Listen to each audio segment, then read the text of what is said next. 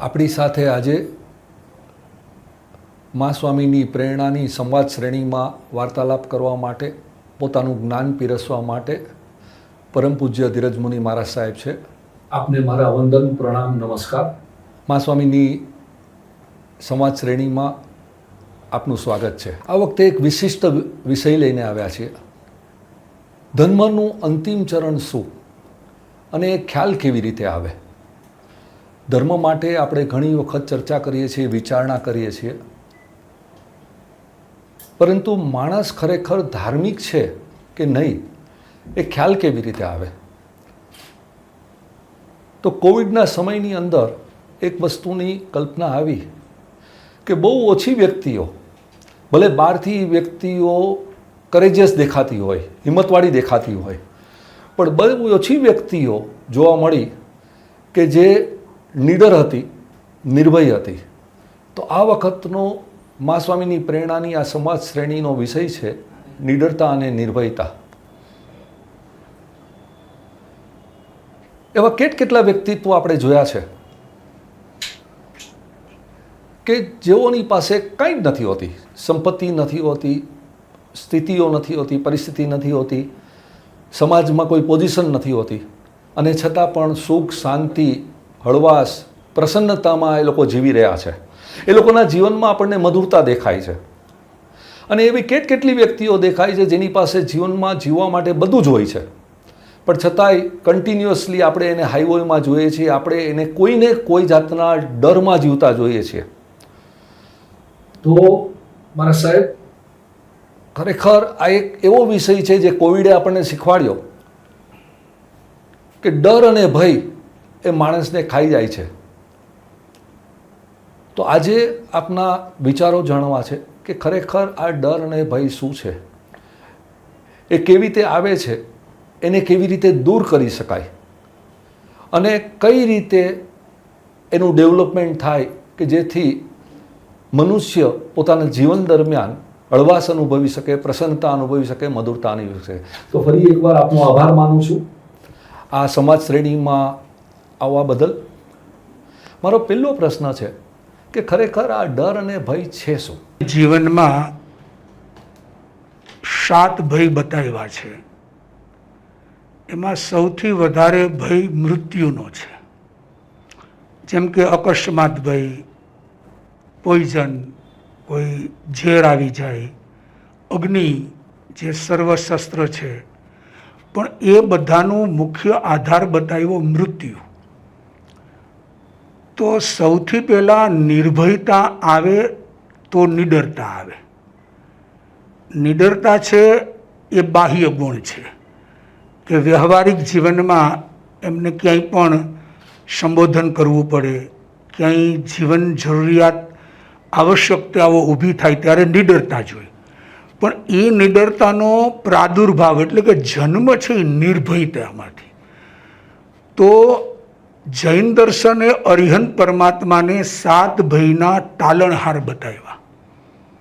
હવે એ જ શ્રેણીમાં આપણને ભગવાન મહાવીર પણ એ જ કહેવા માગે છે સમસ્ત સૃષ્ટિના જીવોને કે તમને જ્યારે આત્મદર્શન જાગે, અથવા તો શરીર અને આત્મા ભિન્ન છે એવી જ્યારે તમારી શ્રદ્ધા સઘન બને, સઘન એટલે કે કોઈ મિનમેક ફેરફાર નહીં, ત્યારે તમારામાં નિર્ભયતાનો જન્મ થાય.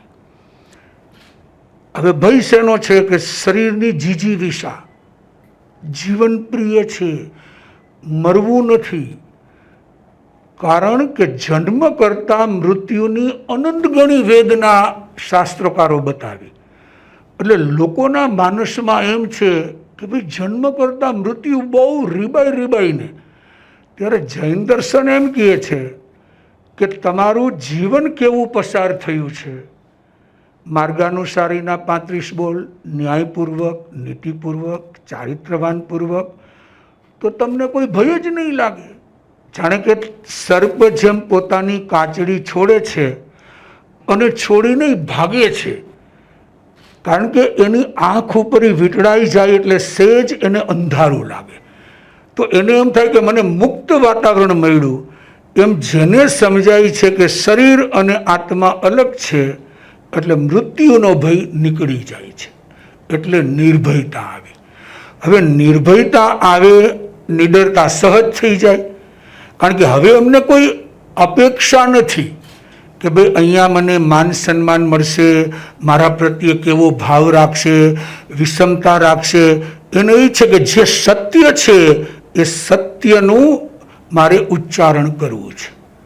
એટલે નિર્ભયતાથી નિડરતા આવે છે. તો આ ભયને દૂર કરવા માટે આત્મજ્ઞાન જરૂરી છે.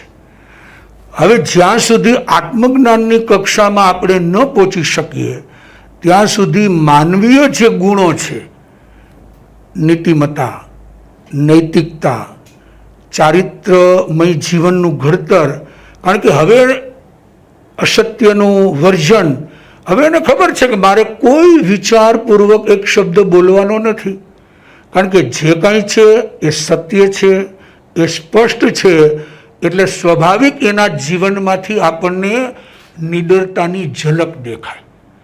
અને આવી જ્યારે નિડરતા આવે ત્યારે એ ચાલ્યા જતા હોય અને એને પડછાયો દેખાય કે મારી પાછળ કોઈ શસ્ત્રધારી આવી રહ્યા છે, કદાચ મને મારવા માટે, તો પણ એના એક મુખની રેખા ફરકી શકે નહીં. આને કહેવાય સંપૂર્ણ આત્મજ્ઞાન. તો જૈન શાસ્ત્રોમાં 7 પ્રકારના ભય બતાવ્યા છે. વ્યવહારિક રીતે એ ભયમાંથી દૂર થવા માટે હવે કોઈ આપણને પ્રશ્ન કરે કે ભાઈ આ ભયમાંથી છૂટવું કેમ? આપણે એ ભયમાંથી છૂટવું કેમ એ પ્રશ્ન પર આવીએ એ પહેલાં આપણે જે વાત કરી એમાં મને એક વધારે પ્રશ્ન છે જે આ સબ્જેક્ટ સાથે કદાચ કનેક્ટેડ નથી, પણ આપણે બહુ એક ઉત્તમ વાત કરી દીધી આત્મજ્ઞાનની કે ભેદ જ્ઞાનની. આત્મા અને શરીર એ ભેદ જ્ઞાન જૈન ધર્મે બતાવેલું છે કે જુદા છે. તો આપણે એ છૂટવું કેવી રીતે એ સબ્જેક્ટ પર આવીએ એ પહેલાં ખરેખર આ ભેદ જ્ઞાનમાં આગળ કેવી રીતે વધી શકાય? એટલે ભેદ જ્ઞાન છે એ જ્ઞાન યોગથી પ્રાપ્ત થાય છે. કોઈ પણ સંસારની ઘટના ઘટે, ચાહે પ્રિયમાં પ્રિય વ્યક્તિનો વિયોગ, ચાહે જન્મદાતા માતા પિતાનો વિયોગ, ચાહે જીવનદાતા ગુરુ ગુરુણીનો વિયોગ, કે ચાહે કોઈ વસ્તુ હોય, કોઈ વ્યક્તિ હોય કે પદાર્થ હોય કે જે આપણી પ્રિય વસ્તુ છે, અથવા તો આપણું શરીર પ્રિય છે, એની અંદર કોઈ ફ્રેક્ચર છે, કેન્સર જેવો મહારોગ છે. હવે એ સમયે જે કાંઈ આપણને એડવાઇસ મળે, ઉપદેશ મળે, સલાહ મળે કે ટ્રીટમેન્ટ, પણ એના દ્વારા આપણું મન એને સ્વીકારવા તૈયાર નથી. એ ક્યારે તમે સ્વીકારી શકશો? જ્યારે તમારા જ્ઞાન યોગની પરાકાષ્ઠા આવશે કે ભાઈ કેન્સર છે તો એ મારા પૂર્વકૃત કર્મનો ઉદય છે. તો કેન્સર કોને છે? આત્માને નથી, શરીરને છે. શરીર કોણ છે? તો કે વિનાશી છે, ક્ષણભંગુર છે, સડન પડન વિધ્વંસન, એ જીર્ણ થઈ જશે, ધીમે ધીમે રાખ દ્વારા ઉડી જશે. તો આત્મા કોણ છે? તો કે શાશ્વત છે. જ્યાં જઈશ ત્યાં મારા આત્મગુણો સાથે આવશે. વર્તમાનના જેટલા ગુણો કેળવા છે એ મારી સાથે આવશે. તો પછી ઓટોમેટિક એના જીવનમાંથી ભય સંજ્ઞા નાબૂદ થતી જાય.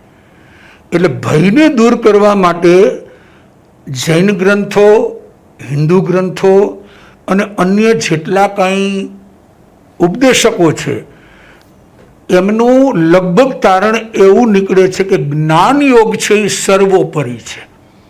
જેમ કે 3 યોગ છે, કર્મયોગ, ભક્તિ યોગ અને જ્ઞાન યોગ. પણ એ તમામ ગ્રંથકારો માને છે કે સંસારીને ધર્મ માર્ગે વાળવા, ભક્તિ માર્ગે વાળવા માટે સૌથી પહેલાં એને ભક્તિ યોગ બતાવ્યો કે જેને કશું જ ખબર નથી. એને એમ છે કે હું પામર છું અને પ્રભુ પરમાત્મા છે.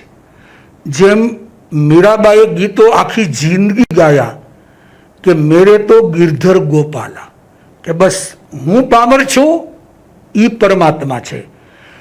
પણ એને જ્યારે આત્મજ્ઞાન લાગ્યું જ્ઞાન યોગ પ્રગટ થયો ત્યારે એમની કાવ્ય રચનાઓ ચેન્જ થઈ ગઈ કે આત્માને ઓળખા વિના રે ભવના ફેરા નહીં તો ટળે રે.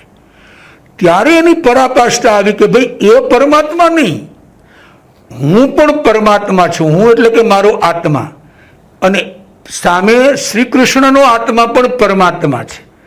હવે આને કહેવાય ભેદ વિજ્ઞાન.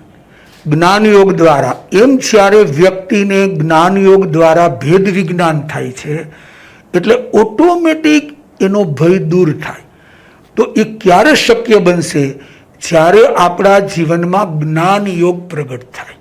હવે જ્ઞાન યોગ માટે કોઈ પુસ્તકના અવલંબનની કે કોઈ સદગુરુની કે અન્ય કોઈ એની જરૂર છે એવું નથી. જ્ઞાન યોગ બે રીતે પ્રગટ થાય, એક સ્વયંભૂ અને એક કોઈકના અવલંબનથી. હવે જીવની યોગ્યતા અને પાત્રતા કેવી છે એના ઉપર આધારિત છે. જેમ કે આપણે એક શબ્દ આવે છે જૈન દર્શનના નમોથુણંગમાં કે સ્વયં સંબુદ્ધાણંગ, કે સ્વયં જ્ઞાન પ્રગટ થયું. સ્વયં ત્યારે કોકને નિમિત્તથી થયું. કોઈએ વૃદ્ધને જોયા, કોઈએ ઝાડના પાન ખરતા જોયા, કોઈએ કોઈનું મૃત્યુ જોયું, અને એ ક્ષણે એની ચેતના પ્રગટી અને એના દ્વારા ચૈતન્ય એટલે આત્માની ઓળખાણ થઈ. હવે આપણી પાત્રતા અને યોગ્યતા કેટલી છે? જૈન દર્શને બતાવ્યું કે એક જ શબ્દ કે ભાઈ આત્મા, કર્મ, ધર્મ, શરીર, એના ચિંતનમાં જો વ્યક્તિ ઊંડો ઉતરી જાય તો એમાં ને એમાં એને આત્મજ્ઞાન પ્રગટ થઈ જાય. હવે આત્મજ્ઞાન પ્રગટ માટે માત્ર 2 ઘડીનો સમય જરૂર છે, પણ વર્તમાનમાં આપણે એક જ વિચાર કે અનુપ્રેક્ષા કે ચિંતનમાં 2 ઘડી એટલે 48 મિનિટ સ્થિર રહી શકતા નથી.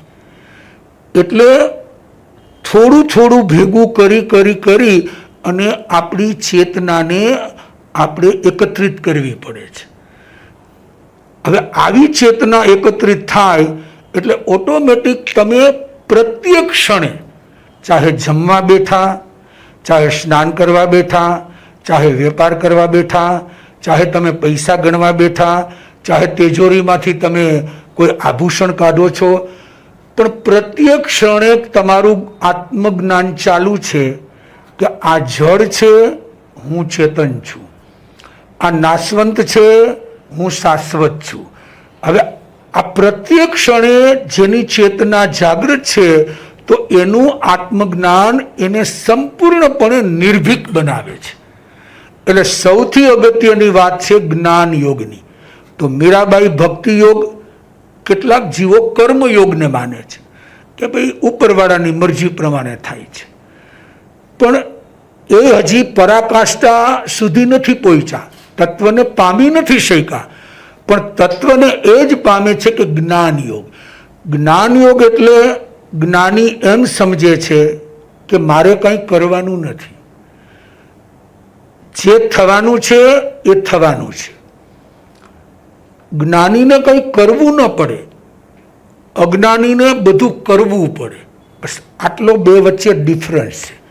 માનો કે ભાઈ એક ગૃહસ્થ છે, હવે અચાનક એમને ભાવના છે કે મારે આજે કંઈક સત્સંગ કરવો છે, પણ અચાનક એમને કોઈ એવું વેપારી કે સાંસારિક કાર્ય આવી ગયું તો એનો વિકલ્પ એટલો જ હોય કે અત્યારે જે કંઈ સંયોગો છે એનો સહર્ષ સ્વીકાર. એટલે ક્યાંય એને રાગ દ્વેષની પરિણતિ આવે નહીં કે ભાઈ ઓલું કામ બાકી રહી ગયું, આ કરવાનું બાકી હતું, આનું આમ. એ સમજે કે જે ક્ષણે જે ઘટના ઘટવાની છે એ ઘટે છે, મારે જ્ઞાન યોગમાં સ્થિર રહેવાનું છે.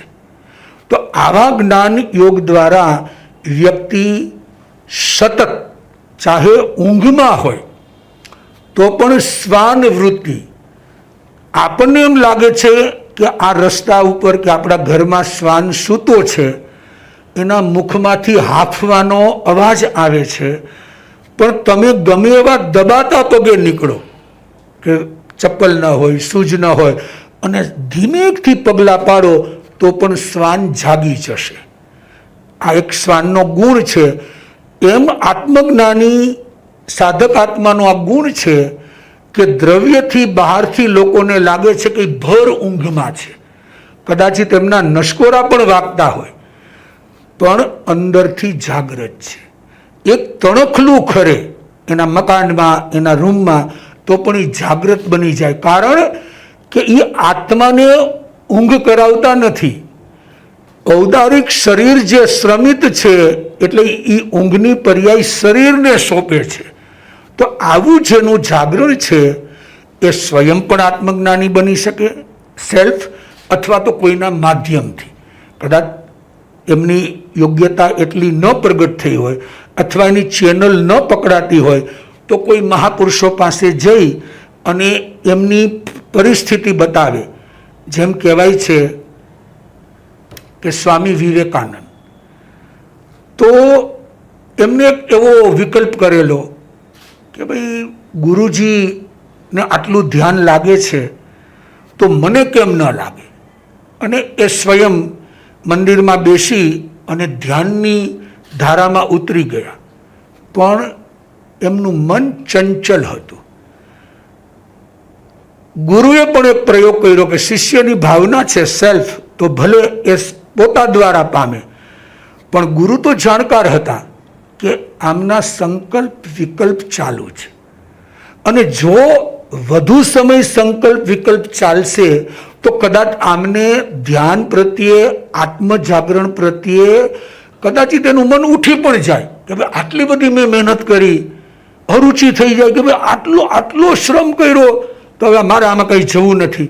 એટલે ગુરુ એમના મનોગત ભાવોને જાણતા હતા, તરત ત્યાં પહોંચ્યા અને જેને હિન્દુ સંસ્કૃતિમાં શક્તિપાત કહેવાય, ટેલિપથી કહો, શક્તિપાત કહો, તો એમને જઈને એમના શિર ઉપર હાથનો પંજો મૂક્યો અને બીજી સેકન્ડે વિવેકાનંદને ધ્યાન લાગી ગયું કે જે નિર્ભીક બનવા માગતા હતા, ભારત માટે એક સંદેશ આપવા માગતા હતા જાગૃતતાનો, એ તરત જ એની આત્મચેતનામાં એ તિરોહિત બની ગયા. એટલે બે પક્ષે છે. ઘણા આત્માઓ એવા છે કે સ્વયં અંદરની પર્યાયોથી કે ભાઈ આ મારી પાસે ધન છે, આ મારી પાસે મકાન છે, આ મારી પાસે પરિવાર છે, આ મારું શરીર, આટલું શરીર સૌષ્ઠવ છે, છતાં પણ એમાંથી અલિપ્ત બની અને પોતે પ્રત્યેક ક્ષણે જાગ્રતમય જીવન જીવે છે કે જે કંઈ થઈ રહ્યું છે એ પર્યાય છે. હું તો ચેતન છું, આત્મા છું. કે ભાઈ આ જમવા બેઠો તો એ કોણ જમે છે? ઔદારિક શરીર. હા, એના ગુણધર્મનું વર્ણન કરશે કે ભાઈ આ શ્રીખંડ ખાટું છે, વધારે ખાટું છે, કે આ શાક તીખું છે, પણ એને કોઈ અંદરમાં રાગદ્વેષની પરિણતિ નથી. એ તો એના જેવા ગુણ છે એ ગુણનું વર્ણન કરે છે. કે ભાઈ કોઈ કહેશે કે ભાઈ તમે કરોડપતિ છો, તમે અબજપતિ છો, અથવા એમને કોઈ પૂછે કે ભાઈ તમે કરોડપતિ છો, તમે અબજપતિ છો, હવે એમને એમ લાગે કે સામેનું પાત્ર એવું છે કે જ્યાં હું મૌન રહી શકું એમ નથી, કે ભાઈ મારા ઉપકારી છે, માતા પિતા છે, અથવા તો એની વે, તો મારે એમને આન્સર આપવું પડે એમ છે. તો કદાચિત એ બોલશે કે હું અબજપતિ છું, પણ એ અબજનો સ્પર્શ એને નહીં હોય, કે એ સમજે છે કે એ પણ પર્યાય છે. કોના વડે છે અબજ? તો કે પુણ્યના ઉદય વડે. એટલે ત્યાં પણ એનું આત્મજ્ઞાન જાગૃત છે. એટલે એ અબજપતિ સ્વીકારવા છતાં કર્મનો બંધ નથી, આ જ્ઞાનની પરાકાષ્ઠા. બસ આ જ્ઞાન યોગ છે એ આત્મચેતનાથી લઈ નિર્ભીકતા, નિડરતા, નિખાલસતા, કદાચિત માનો કે પૂર્વના સંયોગે, પૂર્વ કર્મના સંયોગે કોઈ એનાથી ભૂલ થઈ ગઈ, સ્ખલના થઈ ગઈ કે જે બિલીવ ન કરી શકે પોતે કે આવું કેમ બની ગયું, તો એ નિખાલસતાથી એનો સ્વીકાર પણ કરશે કે ભાઈ મારાથી આ ક્ષણે આવું બની ગયું. તો એનો પણ એને પાછો ખેદ ન હોય. ખેદ કરવો એ પણ અજ્ઞાનતા છે કે ભાઈ ડોર બંધ કરવા ગયા અને અચાનક એક ઢેઢ ગરોળી ત્યાં આવી ગઈ અને એની પૂંછડી કપાઈ ગઈ, પણ એના કોઈ ભાવ નથી. જર્ની કરતા હતા બાય કાર, સામે નજરમાં એમને કોઈ પણ પક્ષી છે કે પશુ, ચાહે નાનકડું બતક છે કે કૂકડો છે દેખાય છે, પોતે સાવધાની રાખી અને નજરથી જોયું કે કૂકડો ઊભો રહી ગયો છે તો ગાડી પસાર થઈ જશે. પણ ગાડી સ્ટાર્ટ થઈને અવાજ આવવાથી કૂકડો પણ સ્ટાર્ટ થયો અને વ્હીલની નીચે આવી ગયો. તો એ જાણે છે કે આ સ્પર્શના હતી. એના દિલમાં અનુકંપા છે, કદાચિત એ નિખાલસતાથી એનો સ્વીકાર પણ કરશે, એના માલિકને કદાચિત કંઈક મદદ પણ કરશે. પણ વારંવાર જેનું ફીલ છે, જ્ઞાનીનો ગુણ શું છે કે જે સમયની ઘટના ઘટી છે એનો સ્વીકાર. એટલે એની પરાકાષ્ઠા આવે એટલે એને સમજાઈ ગયું કે શરીર અને આત્મા અલગ છે. જેમ કે સંસારી છે તો સ્નાન કરવા ગયા, સ્નાનમાં ગરમી છે તો ઠંડુ પાણી એને સારું લાગે છે, અથવા તો ઠંડીના દિવસો છે તો ગરમ પાણી સારું લાગે છે. તો ત્યારે એમની ચેતના એ છે કે ભાઈ આ પાણી શું કરે છે તો કે શરીરની શુદ્ધિનું કામ કરે છે. પણ જે સંવેદના છે કે આ ઠંડુ ને ગરમ એ ભાવ એનામાંથી નીકળી જાય. એટલે સ્નાન કરતા કરતા પણ એનો કર્મબંધ નથી. સ્નાન કરતા પણ કર્મ નિર્જરા, જમવા છતાં પણ કર્મ નિર્જરા, સંસારની પ્રત્યેક ક્રિયા કરવા છતાં પણ કર્મ નિર્જરા. હવે શા માટે જ્ઞાનની પરાકાષ્ઠા બતાવી? તો શાસ્ત્રકારોએ બતાવ્યું કે ઇહ લોગો વેયાવડિયમ, એક આચારંગ સૂત્રમાં બહુ મહાવીરે સરસ વાત કરી કે જો ભાઈ તમે કર્મ બાંધો અને એ જ કર્મ તમારી સાથે ભવોભવ આવે તો તમારો કોઈ દિવસ મોક્ષ એટલે મુક્તિ થાય જ નહીં. આ ભવમાં તમે બાંધ્યા, એ આવતા ભવમાં ઉદયમાં, એ ભવમાં બાંધ્યા પાછા આગલા ભવમાં. કારણ કે મોહનીય કર્મ સૌથી શિરમોર છે. હવે સંસારિક જીવનમાં ક્યાંક ને ક્યાંક તો માણસને એટેચમેન્ટ, લગાવ, આસક્તિ, મોહ થવાનો. તો મહાવીરે બતાવ્યું કે આત્મચેતનાનો એક ગુણ છે કે ઇહ લોગ્ય, કે આ ભવમાં બાંધેલા કર્મ તમે આ ભવમાં ખપાવી શકો. તીર્થંકરોએ લગ્ન કર્યા તો સ્વાભાવિક છે કે પત્નીની ડિમાન્ડ હોય કે ભાઈ તમે દીક્ષા લેશો, પણ મારે તો ગૃહસ્થ જીવન છે, તો મારે પરિવાર માટે અથવા તો મારા જીવન માટે મારે કોઈ અવલંબન જોશે. તો કદાચિત એ ગૃહસ્થાશ્રમના નિયમ પ્રમાણે ગૃહસ્થ જીવન, દાંપત્ય જીવન પ્રમાણે સંતાનની ઉત્પત્તિ પણ થાય, છતાં પણ એમનો ઉદાસીન ભાવ એવો હોય કે એ પ્રકારનું મોહ કર્મનો બંધ થતો નથી. એટલી એની જાગૃતિ હોય છે, એટલું એનો જ્ઞાનનો ઉપયોગ હોય છે. એટલે આમ તમે જુઓ તો જ્ઞાન ચેતનાને પ્રગટાવવા બહુ શોર્ટ એન્ડ સ્વીટ સૂત્ર છે કે ઉદય પ્લસ ઉપયોગ. એટલે આપણા કોઈ પણ કર્મનો ઉદય, ચાહે એક્સિડન્ટ થયું, પગમાં વાગ્યું, શરદી થઈ, તાવ આવ્યો, બિઝનેસમાં લોસ ગયો, એ ઉદય છે પૂર્વના કર્મનો. એમાં પ્લસ ઉપયોગ એટલે તમારું મન એમાં ઇન્વોલ્વ થઈ ગયું. મન એટલે કે આત્મા, કે ભાઈ સતત તમને એના વિચારો આવે, કેમ આવી રીતે બન્યું, શા માટે લોસ ગયો, શા માટે આમ થયું, કેમ મને સામેવાળાએ દગો આપ્યો. એટલે તમારો સતત કર્મ બંધ ચાલુ છે. નથી તમે કોઈને કશું જ કરતા નથી, પણ અંદરમાં અશુભ ભાવની ધારા છે. તો તમે એકાંતમાં બેઠા છો ઘરમાં, છતાં તમારો કર્મબંધ ચાલુ છે. અને એની સામે મહાવીરે સૂત્ર આપ્યું કે ઉદય માઇનસ ઉપયોગ એટલે મુક્તિ, નિર્જરા, ભેદ વિજ્ઞાન, આત્મજ્ઞાન.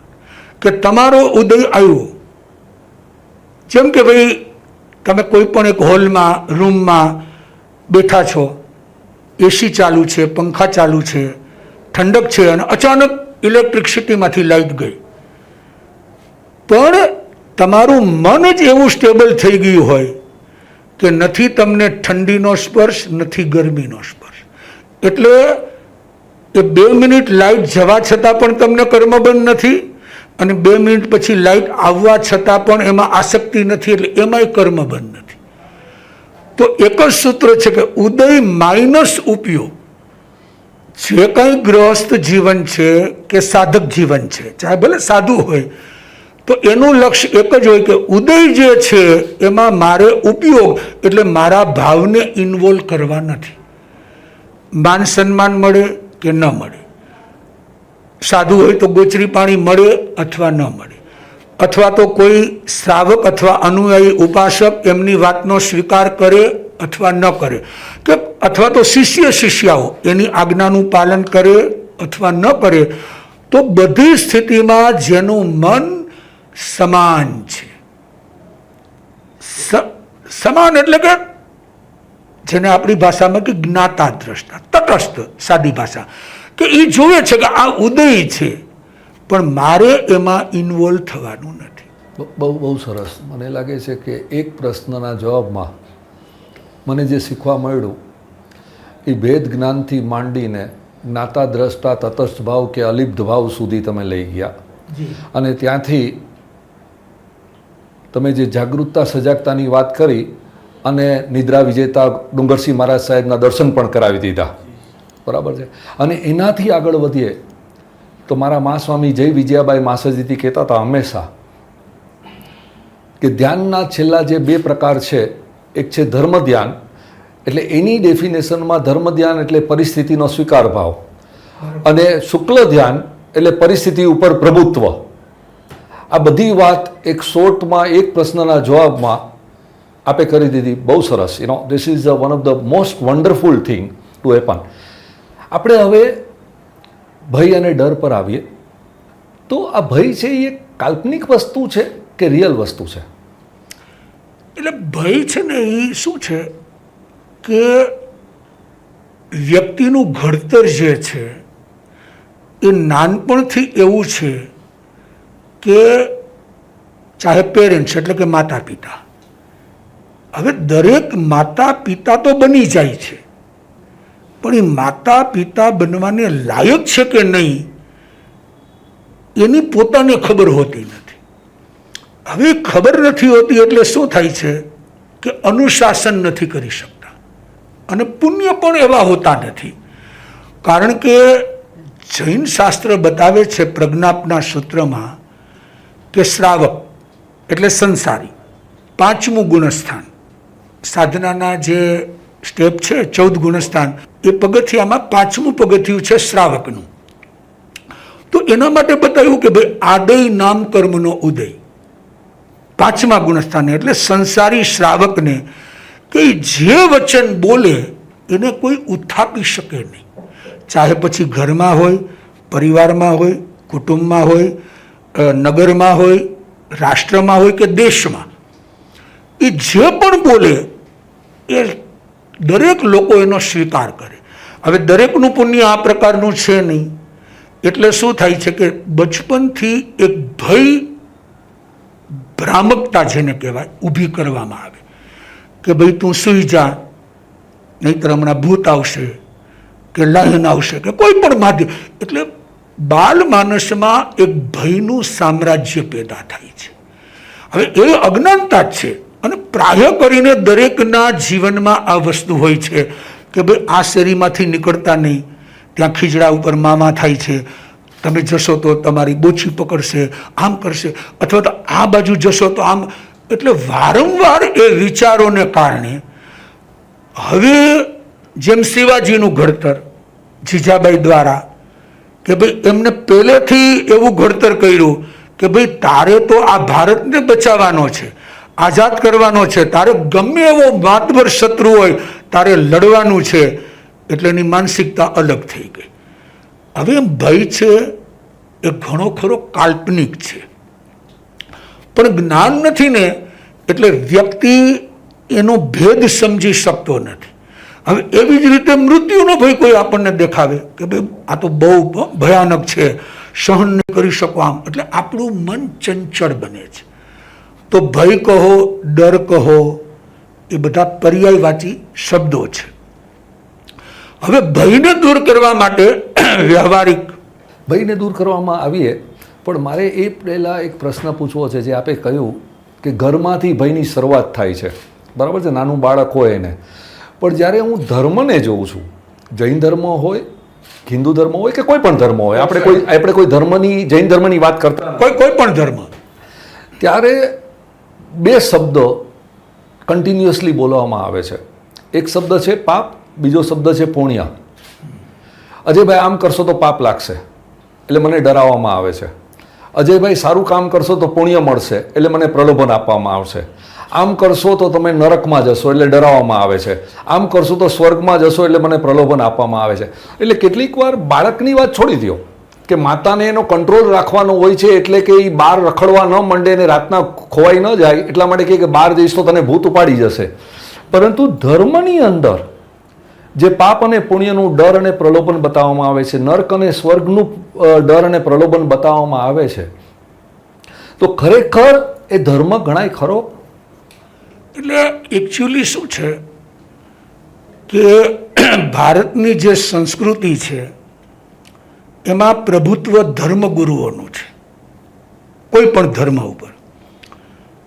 હવે સૌથી પહેલા ધર્મગુરુઓ પાસે જે જ્ઞાનની પરાકાષ્ઠા જોઈ એનો અભાવ છે. એટલે એના કારણે એમના સામ્રાજ્યને આગળ વધારવા જે માતા પિતા દ્વારા નાનપણના સંસ્કાર જેમ બચ્ચાને હોય છે, બાળકને, એ જ વસ્તુ સ્થિતિ અહીંયા પેદા થઈ છે, એટલે ઉત્પન્ન થઈ છે. ઘણીવાર પુણ્ય અને પાપની વ્યાખ્યામાં તત્વ 9 છે. આમ જુઓ તો 2 તત્વ છે, જીવ અને અજીવ. પછી આગળ જતા એમનું એક વિશ્લેષણ કર્યું એટલે તત્વ 7 બન્યા. અને એના પછી લોકો એમ કે ભાઈ હજી અમને સમજાતું નથી એટલે 7માંથી 9 બન્યા.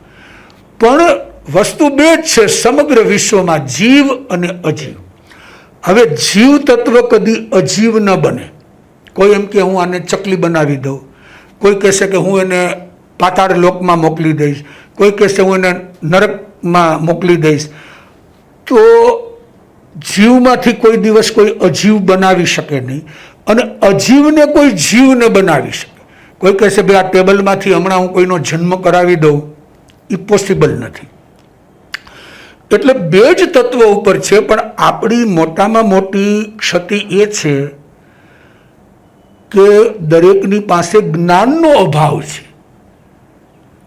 અમારા સ્વર્ગીય પૂજ્યપાદ પિતાશ્રી પ્રેમ મુનિ મહારાજ સાહેબ કે જેમણે 80 વર્ષે દીક્ષા લીધેલી, હવે એ જસાપર જેવા નાના ગામમાં 50 વર્ષ સરપંચ.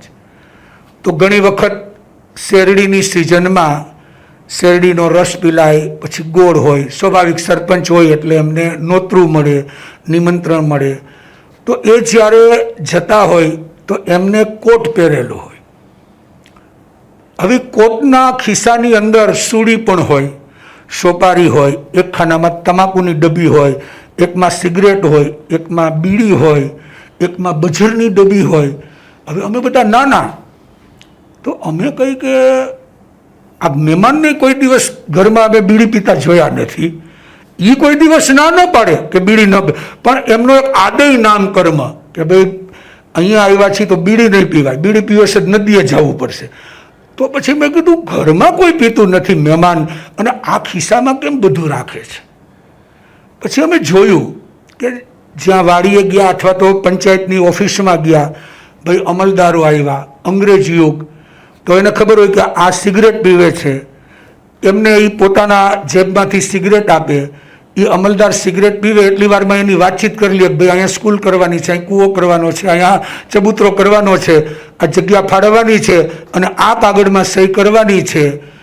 તો એ સિગ્નેચર પણ થઈ જાય, કામ પણ થઈ જાય, ઓલાની સિગરેટ પૂરી થઈ જાય, એટલે એ એના રસ્તે અને સરપંચના રસ્તે. ત્યારે અમે ઘણી વખત પિતાશ્રીને પૂછતા કે આપણે તો જૈન છીએ. ત્યારે એમને એક તત્વ સમજાયું કે ધર્મ અલગ ચીજ છે અને વ્યવહાર અલગ ચીજ છે.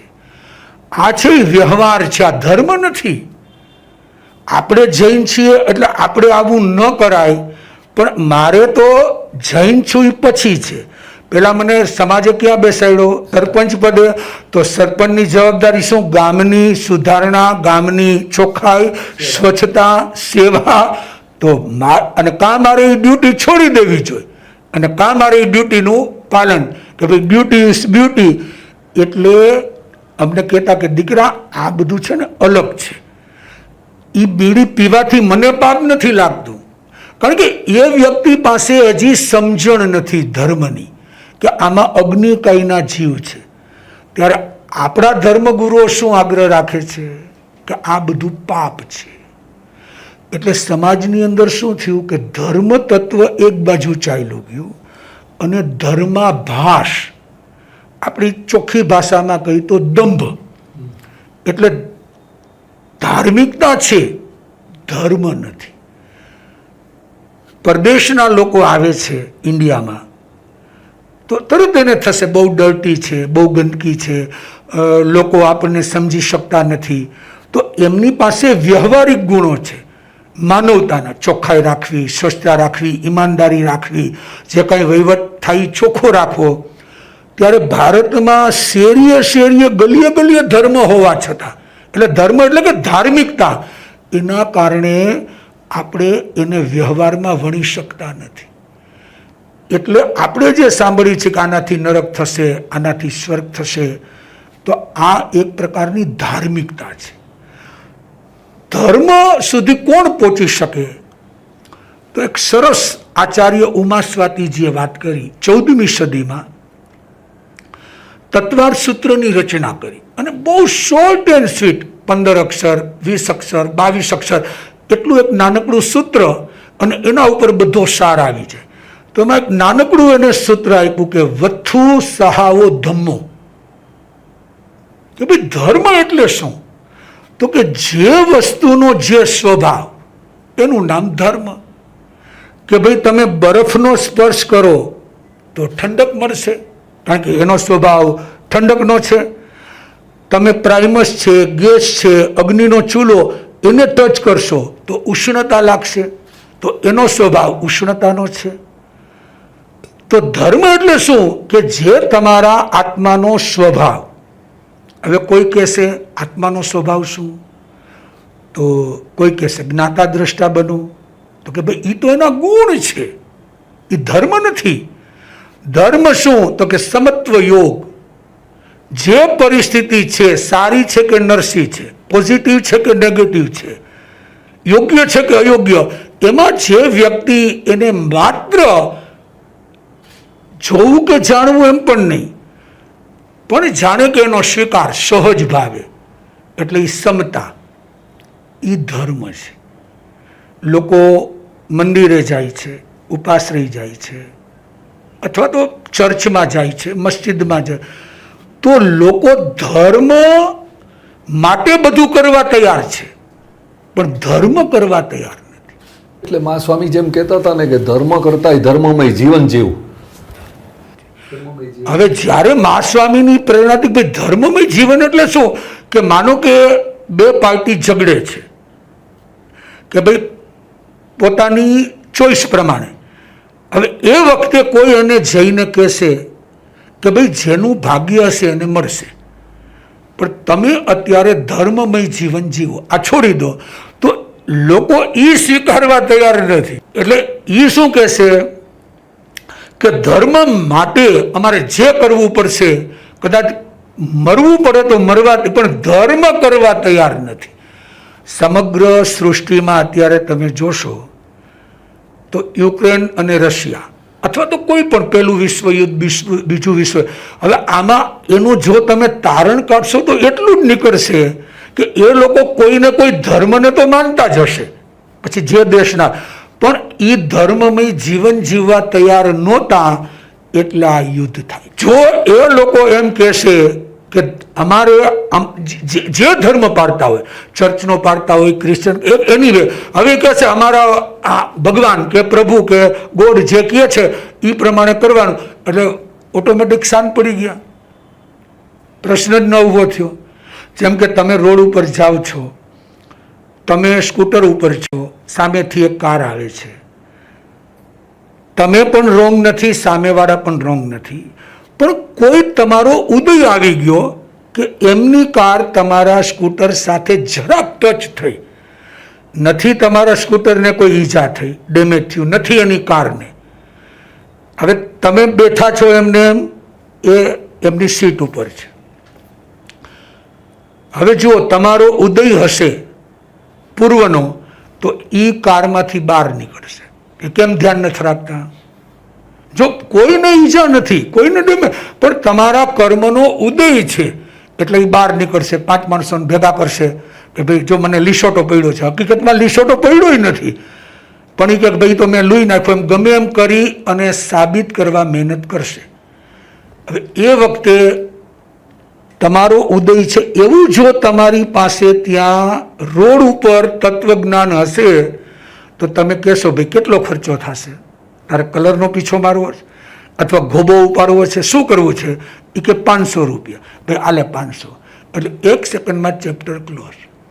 હવે એ ઉદયને તમે સવડી રીતે નહીં સ્વીકારો તો તમે 10 લોકોને ભેગા કરશો કે ભાઈ આ મને ખોટો હેરાન કરે છે, એની રોંગ, એ ભૂલ હતી, એનું આમ હતું, એટલે શું થવાનું? સંઘર્ષ. તો ઉદય વખતે તમારે ધર્મમય જીવન, જે મા સ્વામી આપણને કહેતા કે ભાઈ ખાલી ધર્મ નહીં, એ સમયે તમે તો ભાઈ ધર્મને સમજેલા છો તો તમે ધર્મમય જીવનમાં આવો એટલે કારના રસ્તે, તમે તમારા રસ્તે. હવે એ કોને ખબર પડે? તત્વજ્ઞાનીને, કે અહીંયા હું 10 મિનિટ બગાડીશ, 10 મિનિટ, તો 10 મિનિટમાં હું મારા જ્યાં મારે લોકેશન છે ત્યાં પહોંચી જઈશ, 5 મિનિટ ત્યાં મારી ઓફિસ કે મારો વેપાર, 5 મિનિટમાં મારો સોદો થશે, એમાં 50 લાખનું મારું કામ થશે. મારે અગત્યનું એ છે, અહીંયા ઊભું રહેવું અગત્યનું નથી, અને મારે અશુભ ભાવમાં, જેમ કે અત્યારે પ્રેક્ટિકલ આપણે જોઈએ કે સંઘ હોય, સંસ્થા હોય, જે કંઈ સમાજની બધી વ્યવસ્થાઓ ચાલે છે, તો લોકોની પ્રાય કરીને કમ્પ્લેન્ટ હોય છે કે ભાઈ કમિટી, સમિતિ, કે ભાઈ સભ્યો સમયસર નથી આવતા, અથવા તો આવનારા આવે છે, નથી આવનારા નથી આવતા. કારણ કે એ પરિસ્થિતિ એ છે કે જે સર્ક્યુલર મોકલો છે એજન્ટા, એના ઉપર તો ડિસ્કશન જ નથી થતી. હવે એમને એમ થાય છે એટલે શું થયું? ઉદય ભાવ. હવે એ ડિસ્કશનમાં મૂળ વસ્તુ રહી જાય છે. ત્યારે કોર્પોરેટનું કામ કેમ ઝડપથી ચાલે છે કે 1 by 1, તો એ લોકો 10 મિનિટમાં 10 અબજના કામ કરે છે. કેમ કે ભાઈ એને એટલું છે કે આના ઉપર ફોકસ કરવા. બસ આ જ વસ્તુ એ સમજે છે કે આમાં પ્રોફિટ છે. આ જ વસ્તુ આત્મજ્ઞાનીને લાગુ પડે. એ સમજે કે અત્યારે હું આનો સ્વીકાર કરીશ એટલે અનંત કર્મોની નિર્જરા, જે ઉપવાસથી નહીં થાય, આંબિલથી નહીં થાય, દાન દેવાથી નહીં થાય, સંસાર છોડવાથી પણ નહીં થાય, એ નિર્જરા 1 મિનિટમાં. અને એટલે જ અમારે દીક્ષા દાતા મહાત્મા જયંત મુનિ મહારાજ સાહેબ, જેને સમાજ મહાત્માજી મહારાજ સાહેબના ઉપનામથી ઓળખતા, જે સાયન જેવા વીણા વિહારમાં જેનું નિવાસ સ્થાન, અને ગૃહસ્થ જીવનમાં એ રોજ નાગદેવી સ્ટ્રીટમાં એમની દુકાને જાય તો ઘાટકોપરથી જ્યારે જવા નીકળે તો એક દિવસ એક બેને, પરિચિત બેન હશે જૈન, તો સામે સામે રેલવેના ડબ્બાની સીટમાં હતા. તો એમને પૂછ્યું કે જયંતિભાઈ, તમે દીક્ષા લેવાના છો એવું અમે સાંભળ્યું છે, પણ તમારા મધર આજ્ઞા નથી આપતા, તો તમે ચોવિયાર કરો છો? એટલે બેન ચોવિયાર નથી કરતો, કારણ કે નાગદેવી જવું, ત્યાંથી રિટર્ન આવવું, અને એમાં પાછું ઘાટકો પર, એટલે તો કે દીક્ષા લેવી છે ને ચોવિયાર નથી કરતા? એટલે કે હું પ્રયત્ન કરીશ. પછી એમના મધરને વાત કરી, ઝવેરીબેનને, કે બા આવો પ્રશ્ન આવ્યો. તો કે દીકરા, ભલે એવું નથી કે દીક્ષા લેવી એટલે તારે ચોવિયાર, પણ તારે પ્રેક્ટિસ તો કરવી જોઈએ. તારો ભાવ થાય તો તું શરૂઆત કરજે. અને થોડા સમય પછી એને શરૂઆત કરી. હવે એક ઘટના એવી ઘટી કે રોજ સવારે એના મધરને પગે લાગે, એવરી ડે, અને એટલું પૂછે કે બા રજા ક્યારે આપશો દીક્ષા લેવાની? એટલે એમના મધર એમ કે હજી વાર છે. અને એમાં કુદરતી એક સમય એવો આવ્યો 73માં કે એ પગે લાગ્યા અને એ હજી તો પૂછે ને એ પહેલાં એમના મધરે કીધું કે જયંતિ તને દીક્ષાની આજ્ઞા છે. હવે જો નિર્ભીકતા, નિડરતા, ભય, ડર, ધર્મ જેની પાસે આ સમજણ હોય તો આજ્ઞા મળી ગઈ. પણ એ જેના પાર્ટનર હતા એમના જ પોતાના જ બનેવી વાડીભાઈ સાથે એ કાશ્મીર ફરવા ગયેલા. એટલે એમને મધરને કીધું કે બા તમે આજ્ઞા આપી તમારી ઉદારતા, પણ મારે હજી દીક્ષા લેવાને વાર છે. કારણ કે મારો જે વ્યવહાર છે બિઝનેસનો પાર્ટનરશિપ એ વાડીભાઈ તો બહારગામ છે. હવે જો હું અત્યારે નીકળી જાઉં તો કાલ સવારે મારા ધર્મપત્ની, મારી પુત્રી અને તમે કોઈ પણ પ્રોબ્લેમ આવે, ઇકોનોમિક પ્રોબ્લેમ, બિઝનેસના પ્રોબ્લેમ, એટલે મારે દીક્ષા પછી એક પણ સંસારનો વિચાર મને ના આવવો છે. એટલે હું વાડીભાઈ આવ્યા પછી બધી સરકારી પ્રોસેસ કરી, એને દુકાન જોતી હશે તો એ લઈ જાય, મને આપશે તો હું એને પૈસા, બધો વહીવટ ઝીરો કરી અને તમારી બધી વ્યવસ્થા કરીને પછી હું નીકળીશ. હવે જો ધર્મ ન સમજ્યા હોય તો એ લોકો કહેશે આજ્ઞા મળીને કાલને કાલ દીક્ષા લઈ લ્યો. હવે 6 મહિના લગભગ સંસારમાં રહ્યા, આજ્ઞા મળ્યા, પણ એ 6 મહિનાનું એનું જીવન તો વૈરાગી જીવન છે. આ ધર્મની સાચી સમજ. અને બધું જ એનું ફિનિશ થઈ ગયું, સહી સિક્કા, વહીવટ, મધરના નામનું બધું મૂકવાનું. પછી એમને ખબર પડી કે હવે કોઈ ચિંતા નથી. તો એ 10-12 વ્યક્તિ ટ્રેનમાં બેસી અને રાજસ્થાન પહોંચ્યા. અને ત્યાં એક સ્કૂલમાં ધાર, રાજા ભોજની નગરી, અને સ્કૂલમાં એમના ગુરુદેવ ચંપાલાલજી મહારાજ સાહેબ બિરાજતા હતા. એક રૂમમાં જઈ સફેદ વસ્ત્ર પહેરી અને ગુરુદેવને વિનંતી કરી દીક્ષાનો પાઠ ભણાવો, અને દીક્ષા લઈ લીધી. હવે એમને અમે ઘણી વખત પૂછતા, કારણ કે એમને શ્વાસનું દર્દ હતું. તો ડૉક્ટરની એવી સૂચના અજયભાઈ કે 2 ટાઈમ જો તમે ટેબ્લેટ ન લો તો બીજે દિવસે સવાર પડે નહીં, એટલે કે કેસ ખલાસ. તો એ જયપુર એમના ગુરુ મહારાજ સમર્થમલજી મહારાજ સાહેબના દર્શન કરવા ગયા. તેને વિચાર આવ્યો કે ભાઈ રાજસ્થાનના ગામડાઓ એટલા ડેવલપ નથી, બધે મેડિકલ સ્ટોર હોય અને દવા મળે કે ન મળે. હવે જો હું દીક્ષા લઈશ તો પછી આ દવા તો મને મળશે નહીં. ડૉક્ટર એમ કહે છે કે સવારે ને સાંજે તો કમ્પલસરી. એટલે મારા માટે બેસ્ટ એવી છે કે દવા છોડી દો. હવે જો આ નિર્ભયતા, આ આત્મશ્રદ્ધાનો ગુણ, અને જયપુરના ભવનમાં સાંજે પ્રતિક્રમણ કરી અને ઊભા થયા. ગુરુદેવને કીધું કે ભાઈ મારી ભાવના ગુરુદેવ દીક્ષા પછી મારે મધર આજ્ઞા આપતા નથી, તો મેં એવું વિચાર્યું કે હું દીક્ષા લઈશ તો મને દવા તો ગામે ગામ મળશે નહીં. તો મારી ભાવના છે કે યાવત જીવન, અત્યારથી લઈ સંસારી જીવનમાં મારા પ્રાણ ન છૂટે ત્યાં સુધી મારે કોઈ દવા લેવી નહીં, આયુર્વેદિક નહીં.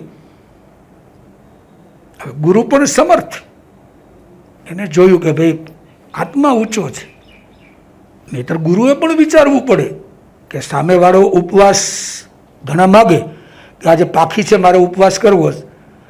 ગુરુ એમ કે ભાઈ જુઓ ગરમી બહુ છે, એકાશણું કરો, તો કે એકાશણું કરાવો. અને ગુરુ કદાચ એમ કે ભાઈ અત્યારે જુઓ કંઈ નક્કી નથી, ક્લાઇમેટ 3 ટાઈમ જમો, તો કે 3 ટાઈમ. એટલે એના મનમાં કંઈ ન હોય, આ તો બધા કરે છે, પાખી છે. ત્યારે આને જોયું કે આ સચોટ છે. એમને પ્રતિક્રમણ પછી જાવ જીવના પચખાણ કરાવ્યા, નો મેડિસિન. અને બીજે દિવસે ટ્રેનમાં બેસી માટુંગા આવ્યા. એના પછી ઘણા વર્ષ પછી એની દીક્ષા થઈ, અને પછી 25 વર્ષનું સંયમ જીવન.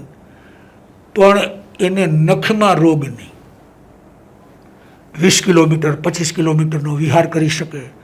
અને અંતિમ અવસ્થા જામનગર એમની, તો બપોરનો સમય હતો. હવે એમને તો અજયભાઈ એવી પરાકાષ્ઠા જ્ઞાન યોગની કે ડૉક્ટરને હાથ પણ દેખાડવો નહીં, પલ્સ પણ નહીં બતાવવાનું. એ કે એ ડૉક્ટર મને ટચ કરે ને તો પણ મારે એનું પ્રાયશ્ચિત લેવું પડે.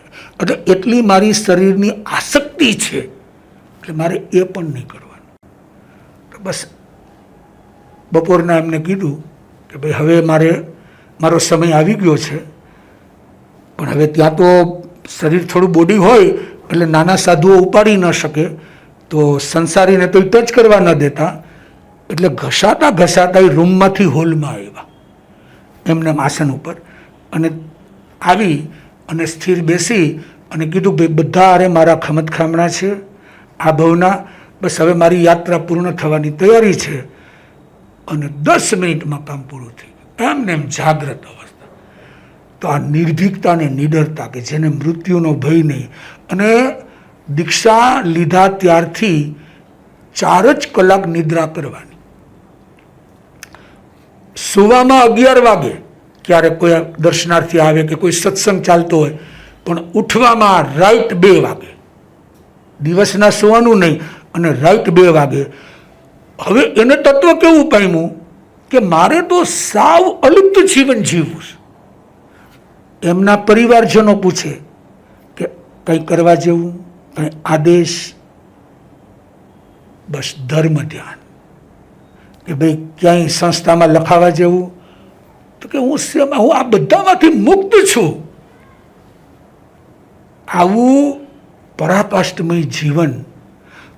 અને એમના ગુરુ ચંપાલાલજી મહારાજ સાહેબ, જે ઉગ્ર તપસ્વી અને જેના હસ્તક 350 જેટલી દીક્ષાઓના પાઠ ભણાયા, એ પણ એવું સ્વીકારે કે મારે કોઈ પણ ક્ષેત્રમાં જવું હોય, માનો કે ક્યાંય ધર્મવાદ ચાલતા હોય, ધર્મયુદ્ધ, તો એમાં હું મહાત્માજી મારા સાહેબને લઈને જઈશ ને તો બધું સમી જશે.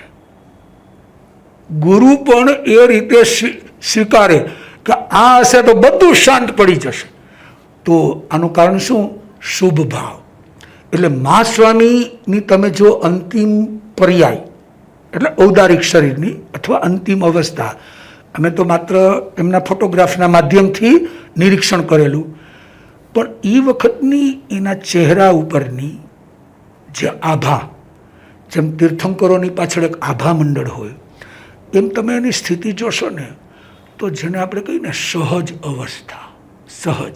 કદાચ ક્યારેક મોપતી એના મુખ ઉપર ન પણ હોય, માનો કે એની ઉપેક્ષા ન હોય, પણ સંયોગો એવા બંધ. માનો જેમ કે આજે કોઈ સંસદીને હોસ્પિટલાઇઝ કરે તો ભાઈ તેમના વસ્ત્ર બીજા પરિધાન કરવા પડે, મુખવસ્ત્રિકા, પણ એ વખતે પણ એની જે ચહેરાની સૌમ્યતા હોય. અમારા પ્રેમ મુનિ મારા સાહેબ ઘણીવાર કહેતા કે તમે કેવું જીવન જીવા છો ને એનો સરવાળો એન્ડ સમયે થશે. અને પાઘડીનો તો એ અવસ્થા આજે ભાઈ એવી હોય કે દુનિયાને એમ લાગે કે ઓહો હવે શું થશે, આટલો વહીવટ હતો, આટલો, પણ એ આત્મા ત્યારે આમ સહજ અવસ્થા, એને એટલું ન લાગે કે આ હું બધું છોડીને જાઉં છું, કે હવે કોણ કરશે, યોગ્ય પાત્ર મળશે કે એને ખબર છે આ પર્યાય હતી, આ તો મારા પુણ્ય હતું એટલે આ સર્જન થયું. તો ભલે થયું, એમાં મારે એને ધક્કો મારવાની જરૂર નથી, એનાથી પણ બીજાને ઉપયોગી બન્યું તો એ થયું, પણ મારું આત્મદ્રવ્ય છે એને ને આને કાંઈ મેચિંગ નથી. આ જ્ઞાનની પરાકાષ્ઠા. એટલે ધર્મ, સાધક, સાધુતા, ગૃહસ્થી, આ તો શું એક સ્ટેપ છે કે ભાઈ પ્રાથમિક શાળા, હાઈસ્કૂલ, કોલેજ, પછી એનાથી હાયર એજ્યુકેશન. પણ એનાથી એવું ન સમજવું કે એ સ્ટેપ ઉપર ગયા એટલે એની ઊંચાઈ વધી ગઈ. એની ઊંચાઈ માત્ર પ્રાથમિક શાળામાંથી હાઈસ્કૂલમાં કે હાઈસ્કૂલમાંથી કોલેજમાં જવાની નથી, પણ ભીતરમાં એની ઊંડાઈ કેટલી છે. જૈન દર્શન તત્વ એ સમજાવે છે કે તમારી ઊંડાઈ કેટલી છે એના ઉપર તમારી આત્મસાધનાનો આધાર છે. આજે જૈન મુનિની આપણે વાત કરીએ એ પેટરબાગવાળા જ ને? નહીં, આ જૈન મુનિ મહારાજ સાહેબ એટલે જે અત્યારે જ્ઞાનગશ તરીકે સંપ્રદાય ઓળખાય છે, એ જ્ઞાનગશ સંપ્રદાયના સંત, ઓરિજિનલ ચૂડા એટલે ઝાલાવાડ શહેર સુરેન્દ્રનગર પાસે, અને મસ્કરિયા ફેમિલી, વર્ષો સુધી વીણા વિહારમાં એનું નિવાસ સ્થાન, અને એમના બનેવી એટલે બાયોકેમ ફાર્માવાળા જસવંતલાલ શાંતિલાલ શાહ, સમજી ગયા, મયંકભાઈના ફાધર, મયંકભાઈના ફાધર, અને મહાત્માજી એટલે એમને પછી બધા મહાત્માજી તરીકે જ ઓળખતા, કારણ કે સમસ્ત સૃષ્ટિ, જેમ કે જસ્ટ એ અમારી દીક્ષામાં પધાર્યા, હવે અમદાવાદથી એ ઉપલેટા આવતા હોય અને માનો કે ભાઈ અમે એમ કહી કે આ અજયભાઈ જેવા એક શ્રાવક અહીંયા રહીએ છે, પછી ભલે એ કોણ છે, જૈન છે, હિન્દુ છે, મુસ્લિમ, કંઈ નહીં, અને બહુ સમાજ માટે ઉપયોગી, તો એમ કહેશે કે આપણે નીકળ્યા છીએ ને તો આપણે એને ખમાવતા જાય. કોક બહુમાં કદાચિત કે એમની સાથે કોઈ એવા વેરાનું બંધ થયા હોય, એમ અમે કહ્યું કે આ સંપ્રદાયના સાધુ સાધ્વી અહીં બિરાજે છે, તો કે ચાલો આપણે જી આવીએ એક બહારથી કે ભાઈ સાતા છે. એટલે મૃદુતા એટલે કોઈ કલ્પના ન કરી શકીએ. અને માટુંગા ઉપાશ્રયના એ મુખ્ય શ્રાવક, એમને એ વખતના સૌરાષ્ટ્રના સિંહણ તરીકે મુંબઈમાં જેને બિરદાવવામાં આવ્યા હતા, લીલાવંતીબાઈ મહાસતીજી, કે જે ગોપાલ સંપ્રદાયના સાધ્વીજી હતા. તો એમને પ્રશ્ન કર્યો, કારણ કે એમની બે ભાણેજો એનામાં દીક્ષિત બનેલા, કે જયંતિભાઈ તમારે દીક્ષા લેવી છે ને અત્યારે તમે ખુલ્લા પગે ચાલતા નથી, અને આ કપડાં અપ ટુ ડેટ પહેરો છો, ઇસ્ત્રી ટાઈટ, માથે ટોપી આખી, આમ ભલે સામાયિક કરે ત્યારે સામાયિક નો હોય.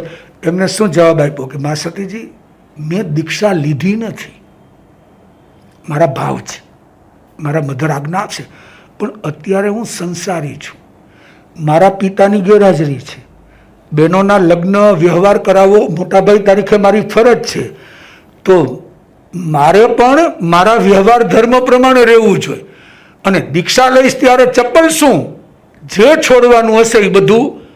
એટલે જો આ નિર્ભીકતા ને નિડરતા, અત્યારે શું બને છે કે કોઈ આપણને આમ કહેશે તો આપણે છોડી દેશું, પણ એ દ્રવ્યથી, મનથી ઈચ્છા તો છે કે ભાઈ મારા ગામમાં જાઉં તો ચપ્પલ પહેરીશ, પણ અહીંયા ના પાડી છે, એટલે શું આવ્યો, દંભ આવ્યો. તમારે આ સ્ટ્રેટ વે ઉપર આવવું હોય, ભગવાને એટલું જ સમજાયું કોઈ પણ સાધકને, સાધુ હોય કે ગૃહસ્થી, એને પોતાનું લેવલ પહેલા ઊભું કરવું પડે, તો તમે આગળ વધી શકો. આપણામાં ડર અને ભયના બ્રોડલી ભલે બધા જ ડર કહેવામાં આવ્યા છે, પૈસો ગુમાવવાનો ડર, આ ડર, પણ બ્રોડલી મારા હિસાબે હું એને 3 કેટેગરીમાં ડિવાઈડ કરું છું. એક છે ફેલ્યોર, નિષ્ફળતાનો ડર, બીજું છે અનિશ્ચિતતા, ઓકે, અનસર્ટન્ટીનો ડર, અને ત્રીજો છે કે સમાજમાં કે કોઈ પણ સ્થાનમાં રિજેક્શન, એટલે મારો અસ્વીકાર થશે એનો ડર. અને ડર પણના પ્રકારો પણ ફરતા જાય છે. એક દિવસ માનવી જ્યારે જંગલમાં રહેતો હતો ત્યારે એને સર્વાઈવલનો ડર હતો, અને એ ડર જોવા માંડ્યો જેમ જેમ આપણે ડેવલપ થતા ગયા એમ. અને આજે તમે જુઓ ને તો પૈસા ગુમાવવાનો ડર આવી ગયો છે સૌથી વધારે, ઓકે, મૃત્યુનો ડર તો સૌથી છેલ્લો છે, એને તો બાજુમાં મૂકી દો. તો ખરેખર આ જે ડર છે, જુદી જુદી પરિસ્થિતિમાં જુદા જુદા ડર આવે છે, જુદી જુદી લેવલમાં જુદા ડર આવે છે. એ ડરને જે આપ કહેવા માંગતા હતા કે ડરને ખરેખર ધીરે ધીરે ધીરે ધીરે ધીરે દૂર કરવો હોય તો એની પ્રક્રિયા શું કરી શકાય, કે એ કઈ રીતે આપણે કરી શકીએ કે જેને કારણે આપણા જીવનમાંથી ડર અને ભય ઓછો થતો જાય? એકચ્યુઅલી શું છે કે આ બધી વિભાવની પર્યાયો છે. હવે એ કેમ ઉત્પન્ન થાય છે, કોઈ પણ, ચાહે સંપત્તિનો, મૃત્યુનો, અરાજકતાનો, કે એની વે કોઈ પણ, એમ કે લૂંટાઈ જશે, કે જેની પાસે મૂળ જ્ઞાન નથી, એટલે એક વ્યવહારિક જ્ઞાન અને એક આત્મજ્ઞાન. કારણ કે પૈસાનો ડર છે, ધંધામાં ખોટનો ડર છે, અથવા તો કોઈ ચીટિંગ કરે એનો ડર છે, તો એ બધું વ્યવહારિક જ્ઞાન છે, અને એક છે આત્મજ્ઞાન. હવે બંનેનો સમન્વય ક્યાં થશે? આત્મજ્ઞાનમાં. તો આજે તમને એક ભય છે કે આ રસ્તા ઉપરથી નીકળશો તો ત્યાં રાતના કાંઈક વડગાડ છે. હવે તમે જ્યારે ભયાતીત બનવા માગો છો કે ડરથી રહિત, તો તમારી પાસે એવો સંકલ્પ હોવો જોઈએ કે મારે ત્યાંથી નીકળવું જ છે.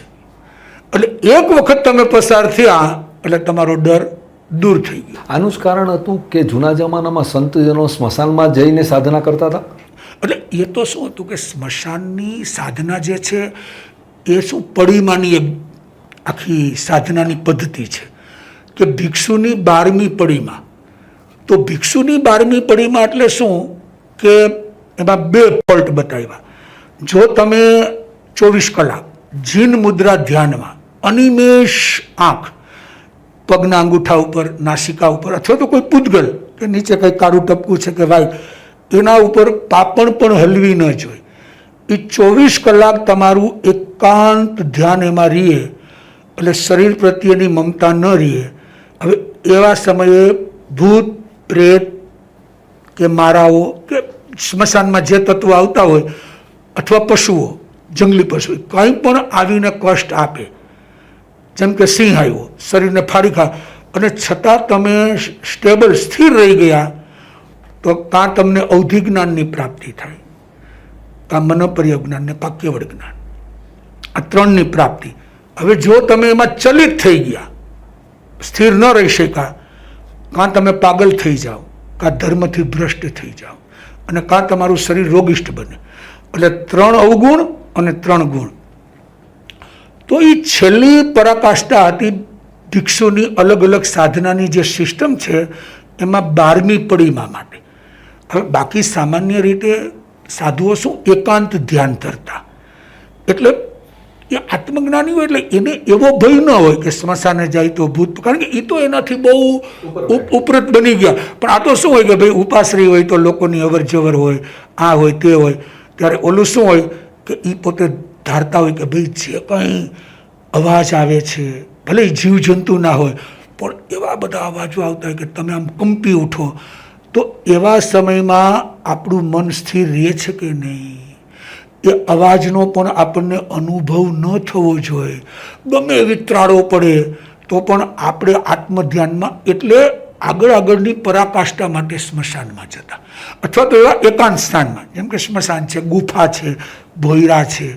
બાકી તો આ બધાથી પર હોય, કારણ કે એને તો અમે ખબર હોય કે ભાઈ આની અરે કંઈ લેવા દેવા નથી.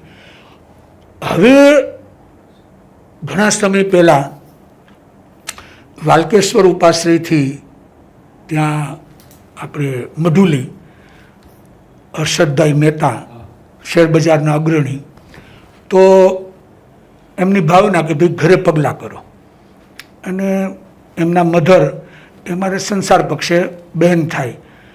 તો મેં કહ્યું ભાઈ તમે લેવા આવજો, કારણ કે હવે અમે તો મઢુલી જોયું નથી. તો સવારમાં અમે વિહાર કરતાં કરતાં સાથે ચાલતા હતા. તો મેં એમને પ્રશ્ન કર્યો કે ભાઈ હર્ષદભાઈ, આ અત્યારે બધું આ ચાલે છે ટ્રેજેડી, અને આટલા કેસો, પછી તો સવાર ન પડે તો ન્યૂઝપેપર, ટીવી બધે. એમને એક સરસ વાત કરી કે ગુરુદેવ, સ્ટાર્ટિંગમાં હું બહુ ગભરાઈ ગયેલો. આ જ્યારે વિસ્ફોટ થયો ત્યારે એટલું બધું મન મારું વિહવળ બની ગયેલું, અને મને બધા પ્રત્યે આમ દ્વેષ બુદ્ધિ કે આને મને ફસાવી દીધો, આને મને. પણ હવે કે હું સ્ટેબલ થઈ ગયો છું, ભાઈ હું બ્રેકફાસ્ટ કરવા બેસું, 2-4 વકીલોના ફોન આવે, આજે આ કોર્ટમાં આવવાનું છે.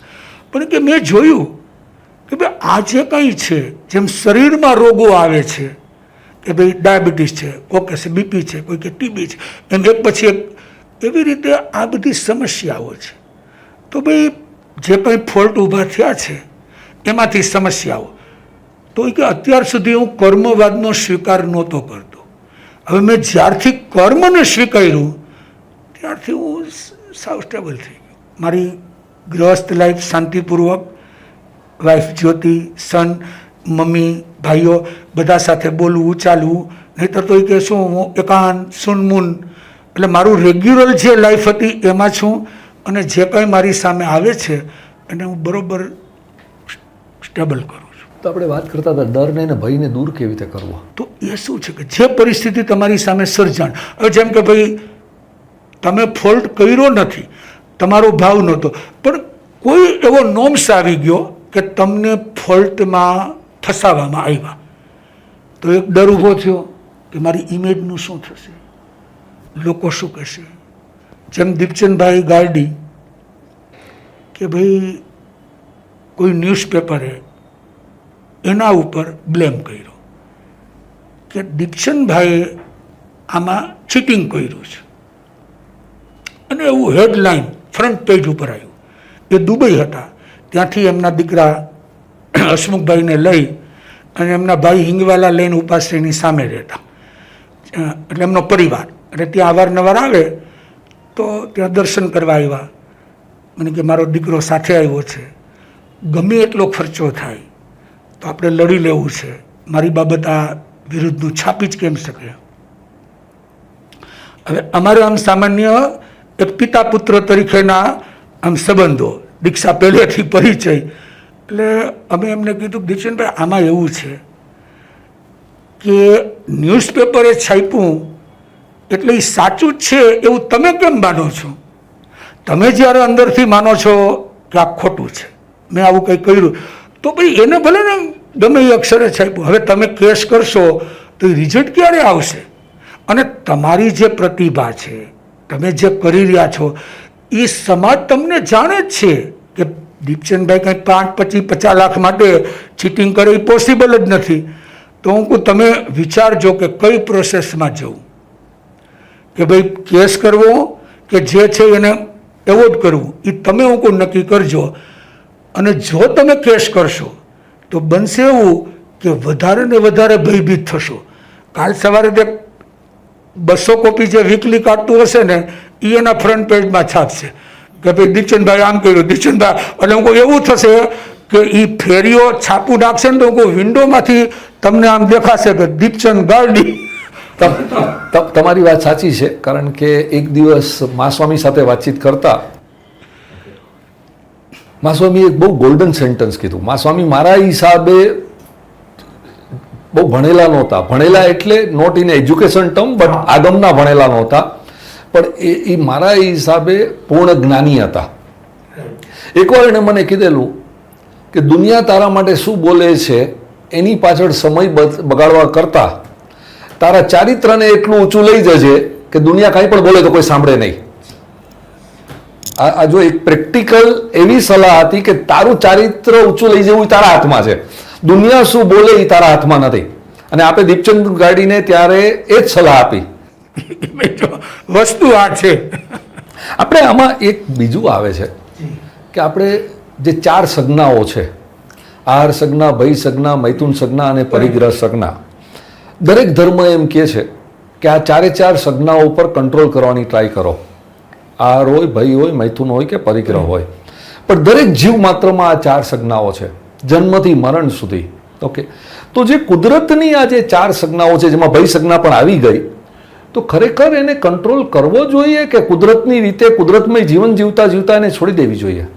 ધર્મ એટલે તત્વ જે છે એ શું કહેવા માગે છે કે કંટ્રોલ ક્યાંય નથી કરવાનું, એનો નિગ્રહ.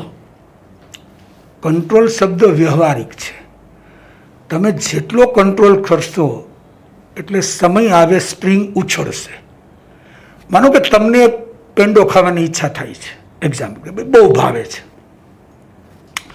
હવે તમે વારંવાર તમારા જીભને પેંડો ખવડાવો, 1 ખવડાવો, 2 ખવડાવો, 5 ખવડાવો, એનાથી ક્યારેક તમને ડાયોરિયા થયા, ક્યારેક શરદી થઈ, જે રિઝલ્ટ આવવું હોય ભલે આવે, પણ તમે સાથે તમારું સેશન ચાલુ રાખો કે ભાઈ તને 10 ખવડાવ્યા, 5 ખવડાવ્યા, 25 ખવડાવ્યા, પણ તને હજી સ્વાદમાંથી વિજેતા બનાતું નથી.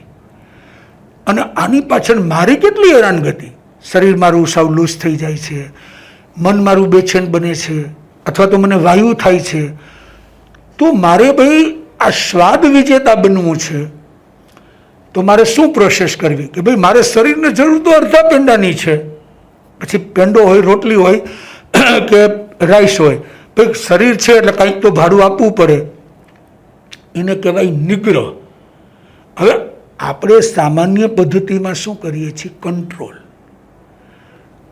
જેટલા લોકો જેનો પણ આહારનો, ભયનો, મૈથુનનો ને પરિગ્રહનો કંટ્રોલ કરવા ગયા એ કોઈ સક્સેસ ન ગયા. જેટલાએ નિગ્રહ કર્યો, એવી જ રીતે ક્રોધ, માન, માયા, લોભ. ઉત્તરાધ્યન સૂત્રના 29મા અધ્યયનમાં ભગવાન મહાવીર બતાવી ગયા કે નિગ્રહ કરો. નિગ્રહ એટલે શું? સમજપૂર્વક. કે ભાઈ તમારે વર્ષ પણ લાગે, 2 વર્ષ પણ લાગે અને 10 વર્ષ પણ લાગે, તમારી વૃત્તિમાંથી ભાવ નષ્ટ થવો જોઈએ. જેમ કે આહાર, તમે શું જમો છો એ અગત્યનું નથી. કે ભાઈ કેટલાક એમ કે એ મીઠાઈ બહુ ખાય છે એટલે એમને કર્મ બંધાય, એવું નહીં. તો સૂકો રોટલો છાશ ને મરચું ખાઈને એને પણ કર્મ બંધાય, કે એમાં એટેચમેન્ટ છે. એટલે શું જમો છો, ખાલી તમે એમ સમજો છો કે શરીર છે એ સાધન છે એટલે એને ભાડું આપવું પડે. તો હવે જે મળ્યું તે એવી રીતે ભય સંજ્ઞા. હવે ભય કહો, ડર કહો. હવે માનો કે એક સ્વાભાવિક આપણે ઘણીવાર સંસારીમાં સાંભળતા હોય કે મકાનમાં કોઈ રાતના ઝાડ હલે કે ઘરમાં કંઈ અવાજ આવે એટલે એ ભયભીત બની, અથવા તો કોઈ ઉંદર, જેમ કે બહેનોનો સ્વભાવ હોય, કોઈ ઉંદર નીકળ્યું હોય ક્યાંકથી ને સળવડાટનો અવાજ એટલે તરત એને આમ ભય. હવે કેમ કે એને હજી શરીર પ્રત્યેની તીવ્ર આસક્તિ છે. હવે એમ સમજશે ભાઈ ભૂત આવીને શું કરશે, મારી બોચી પકડશે, ઉંદર આવીને શું કરશે, મારી સ્કિન કોતરી જશે, કે મને જરા બટકું જે કરવું હોય કરે, મારે કાંઈ છે નહીં. તો ઉંદર કોતરશે તો એને ખબર નહીં પડે, કારણ કે એને એના વિચારો ઉપર નિગ્રહ કર્યો. હવે જો કંટ્રોલ કરશે કે ભાઈ હું બોડીગાર્ડ રાખું, હું સુરક્ષા રાખું, તો એનાથી કંઈ એનો ભય દૂર નહીં થાય. તમારે સ્વયં સેલ્ફ જ, હવે જેમ કે ભાઈ અમે વિચારતા હોય ગામડાઓમાં સુનકાર હોય, કશું જ ન હોય, માત્ર 2-3 સાધુ કે જે સાથેનો માણસ, એમને એમ શું થાય, અનેક જાતના અવાજો આવતા હોય. પણ આપણે સમજીએ કે જો અવાજમાં ધ્યાન જશે તો નિદ્રા નહીં થાય, ઊંઘ નહીં થાય, તો સવારે વિહારમાં ઝોકા આવશે, પડી જશું, ફ્રેક્ચર થશે. ભાઈ એ એનું કામ કરે, તમે હવે સૂઈ જાઓ એટલે કાનમાં અવાજ આવવાનો બંધ. તો ભયનો નિગ્રહ, મૈથુન. હવે આ સહજ પ્રક્રિયા છે. તો સહજ પ્રક્રિયા કેમ છે કે તીર્થંકર જેવા તીર્થંકરને કે ભાઈ 3 જ્ઞાન છે છતાં જાણે છે કે આ મારો યોગ છે, મેરેજ થયા છે, મારે ગૃહસ્થ જીવન જીવવાનું, તો એમાં આસક્તિ નથી. હવે મહાવીરની વાત અગત્યની શું છે કે આહાર હોય, ભય હોય, મૈથુન હોય કે પરિગ્રહ, એ શું છે, એ બાહ્ય વસ્તુ. એમાં તમારી આસક્તિ કેટલી છે, બંધ, કર્મનો બંધ એની સાથે છે. પણ તો તમે જે કહો છો કે જીવનમાં આસક્તિ ઓછી થવી જોઈએ, હું બીજી રીતે મૂકું કે જીવન શુદ્ધિ થવા માંડે, મોહ ઘટવા માંડે, આસક્તિ ઘટવા માંડે, પરિગ્રહ ઘટવા માંડે, અને જીવન જેમ જેમ શુદ્ધ થાય, ચિત્ત જેમ જેમ શુદ્ધ થાય, તો તમે માનો છો કે ડર અને ભય ઓછો થવા માંડે? 100%. 100%. શું કામ એને કે હવે એક સામાન્ય દાખલો દઉં કે હું 1 વર્ષ પહેલાં કલકત્તા ચાતુર્માસ હતું. તો એક દિવસ સામાન્ય જ અમે સત્સંગમાં બેઠેલા, તો ચંદ્રવદનભાઈ દેસાઈ એક વાત કરી કે ભાઈ એક વખત મેં ક્યાંક સત્સંગમાં સાંભળ્યું કે તમે ગૃહસ્થ છો, તો માર્ગાનુસારીના 35 બોલમાં એક સંદેશ આપે છે ગ્રંથકારો કે શ્રાવકનું જીવન નીતિ અને ન્યાયપૂર્વકનું હોવું જોઈએ. એટલે ન્યાય સંપન્ન ઉપાર્જિત સંપત્તિ. એટલે કે મેં કે ઘરે જઈ અને મારી વાઈફને વાત કરી, જ્યોત્સનાબેનને, કે આજથી મારે બધું જ 1 નંબર, કે ભાઈ મારે જે ટેક્સ ભરવો પડે, ભલે કે વ્યવહારિક જીવનમાં નાનો મોટો 5,000, 50,000, લાખ, 2 લાખ, કશું જ નહીં, પેમેન્ટ ટોટલી ચેકથી અને ટોટલી ટેક્સ પે. તો કે એ મેં જ્યારથી સંકલ્પ કર્યો તો હું નચિંત બની ગયો કે હવે કોકનું હું પેપરમાં વાંચું, કોકનું હું ટીવીમાં જોઉં કે રેડ પડી, એટલે એ પડી હોય 20 કિલોમીટર દૂર, પણ એની અસર કે મારા શરીરમાં કરંટ આવવા લાગે કે ભાઈ મારું આ બધું આડાવડું છે. તો કે એનાથી એટલો હું નિર્ભીક બની ગયો કે ભાઈ સૂતો નથી ને તરત. એટલે પણ એ જેને જેને આવા વિચારો આવેલા છે, નરેન્દ્ર મુનિ ગુરુદેવે મને આજે 30 વર્ષ પહેલાં કીધેલું, 35 વર્ષ પહેલાં કીધેલું, અને એક જ દિવસમાં જે ચંદ્રવદનભાઈએ કર્યું એ રીતે ફૂલ ટેક્સ ભરી દીધો. કે આજે જ્યારે કદાચ હરેશભાઈ વોરા જેવા વ્યક્તિત્વ સાથે સરદારનગરમાં જ્યારે મોટું કામ કરવું હોય તો રોકડા રૂપિયા હોય તો કેવી રીતે થાય? જ્યારે આ તો શું છે કે 1 જ સેકન્ડમાં RTGS થી તમે પૈસા ટ્રાન્સફર કરી નાખો, અને આપણે પણ નચીન થઈ ગયા અને એ પણ નચીન થઈ ગયા કામ કરવાવાળા. હવે ખાલી આ એક સામાન્ય, ભલે આ સંસારી જીવનનું પણ એક સામાન્યનું થિંકિંગ કરો કે ગુરુદેવની પ્રેરણાથી, નરેન્દ્ર મુનિ મહારાજ સાહેબની પ્રેરણા, તમે એક નાનકડું ડિસિઝન એટલા વર્ષો પહેલાં લીધું, એટલે ત્યારે તો આપણે હજી નાનું પણ એ નાનકડું આજે તમને કેટલી હાઈટ અપાવી. આજે વડનું ઝાડ બની ગયું. કે આજે કોઈ હરેશભાઈને એમ પૂછે કે ભાઈ અજયભાઈ અને બીનાબેનની રકમ આવી, અને અજયભાઈ હરેશભાઈ આમ ઓફિસમાં કવર ખોલતા હોય અને એમ કહે કે ભાઈ આ 1 કરોડ ને 11 લાખનો ચેક, તો એ 10 વ્યક્તિ બેઠા હોય ને એ ભલે પાલન ન કરતા હોય પણ 1 સેકન્ડ એને રીઝન મળે કે શું ચેક આવ્યો. હવે જો આ ગુણોની ગરિમા કેવી છે કે ગુરુદેવે તો એક નાનકડું આપણે બીજ આપેલું, પણ આજે એ વટવૃક્ષ. તો બસ હવે તમારી બાજુના જ બિલ્ડિંગમાં માનો કે ભાઈ આઈટીના કે જેના હોય એના સરકારી તંત્ર 500 લોકો આવ્યા હોય, તમે વિન્ડોમાંથી જોતા હોય, તમારા પેટનું પાણી ન હલે. તો કેમ? તમે નિર્ભીકતાને પામી ગયા. હવે એક ગુણ જેમ એ છે, આ એક વ્યવહારિક, એવી રીતે દરેક સાધનામાં તમારો એ નિર્ભીકતાનો ગુણ આવે એટલે જે સત્ય છે એ તમે સત્ય કહી શકશો, ભલે મધુરતાપૂર્વક કહો, પણ સત્યને સત્ય તરીકે તમે પ્રતિપાદિત કરી શકો, કારણ કે તમારા આત્મગુણનો વિકાસ થાય. ડર અને ભય આપણને ગમતા નથી, પાકું છે. તો જીવન વ્યવહારમાં કે સંતત્વ વ્યવહારમાં કોઈ પણ આપણે સાવચેતી કે અગમચેતી રાખવી જોઈએ, કારણ કે સાવચેતી અને અગમચેતી અને ડર અને ભયમાં એક પાતળી રેખા છે. હું ભયભીત થઈને વાત કરતો હોઉં અથવા સાવચેત થઈને અગમચેતી રાખીને વાત કરતો હોઉં તો આપને શું લાગે છે? એટલે એકચ્યુઅલી શું છે કે સહજ જીવન જ્યારે આવે છે એટલે એને પછી ડર, ભય, અગમચેતી કશું જ છે નહીં. એ સહજ, જેમ કે જૈન સંતો, વિશ્વની અંદર અનેક પ્રકારના સંતો છે. હવે જૈન સંતો માટે શું છે ભાઈ, એના દરવાજા 24 કલાક ખુલ્લા છે. શા માટે? કે એને કોઈ પ્રકારનો અંદર સંશય નથી કે ભાઈ કદાચ મારું કોઈ જોઈ જશે, મારું લઈ જશે, લૂંટી જશે, કશું જ નથી. એટલે જો સહજ બની ગયું. હવે આજે જ્યારે તમારા વ્યવહારની ટ્રાન્સપરન્સી હશે, કોઈ પણ વેપાર હોય કે તમારા જીવનશૈલી, તમારું ઓપન કાર્ડ. એટલે આપણે કહેવત હતી ને કે બંદગી ગુપ્ત રાખવી અને જિંદગી ખુલ્લી રાખવી. કે ભાઈ પ્રભુની ભક્તિ કરો, એ હજી આપણે જેમ જેમ આગળ વધીએ કે ભાઈ એ અત્યારથી તમે ન બતાવો, પણ તમારું જીવન છે એ ખુલ્લું રાખો. ગમે ત્યારે ગમે તે આવે, તમારી સાથે ગમે તે ડિસ્કસ કરે કે જે કંઈ એના મનમાં સંશય છે, તો તમને કોઈ જાતનો ભય છે જ નહીં, ડર છે નહીં. એટલે તમારે કોઈ સાવધાની ક્યારે રાખવી પડે? અંદર ભય હશે, ડર હશે, તો તમને એમ થશે કોણ આવી રહ્યું છે. એટલે તમે શું કેટેગરી બનાવવી પડે ને કે ભાઈ હવે માનો તમે મેસેજ આપો કે ભાઈ આવતીકાલે અજયભાઈ આવવાના છે. જો ભય હશે તો એને તરત અંદરના બધું એને બધું સેટલ કરવું પડે કે ભાઈ અહીંથી કદાચ 5-10 જણાને મોકલી પણ દેવા પડે કે ભાઈ તમે વચમાં ફરકતાય નહીં, કારણ કે તમારી ઇમેજ આવી છે, આવનારની ઇમેજ આખી અલગ. અને જે નિર્ભીક છે, હવે માનો કે તમે ન પહોંચી શક્યા, તમે જે ટાઈમ આપ્યો અને 10 કલાક લેટ આવ્યા, તો એના માટે બધું સમાન છે. ઓકે ભાઈ, એ એમના સમય આવશે, એનું કાર્ય એ કરશે, આપણું કાર્ય આ રહ્યું.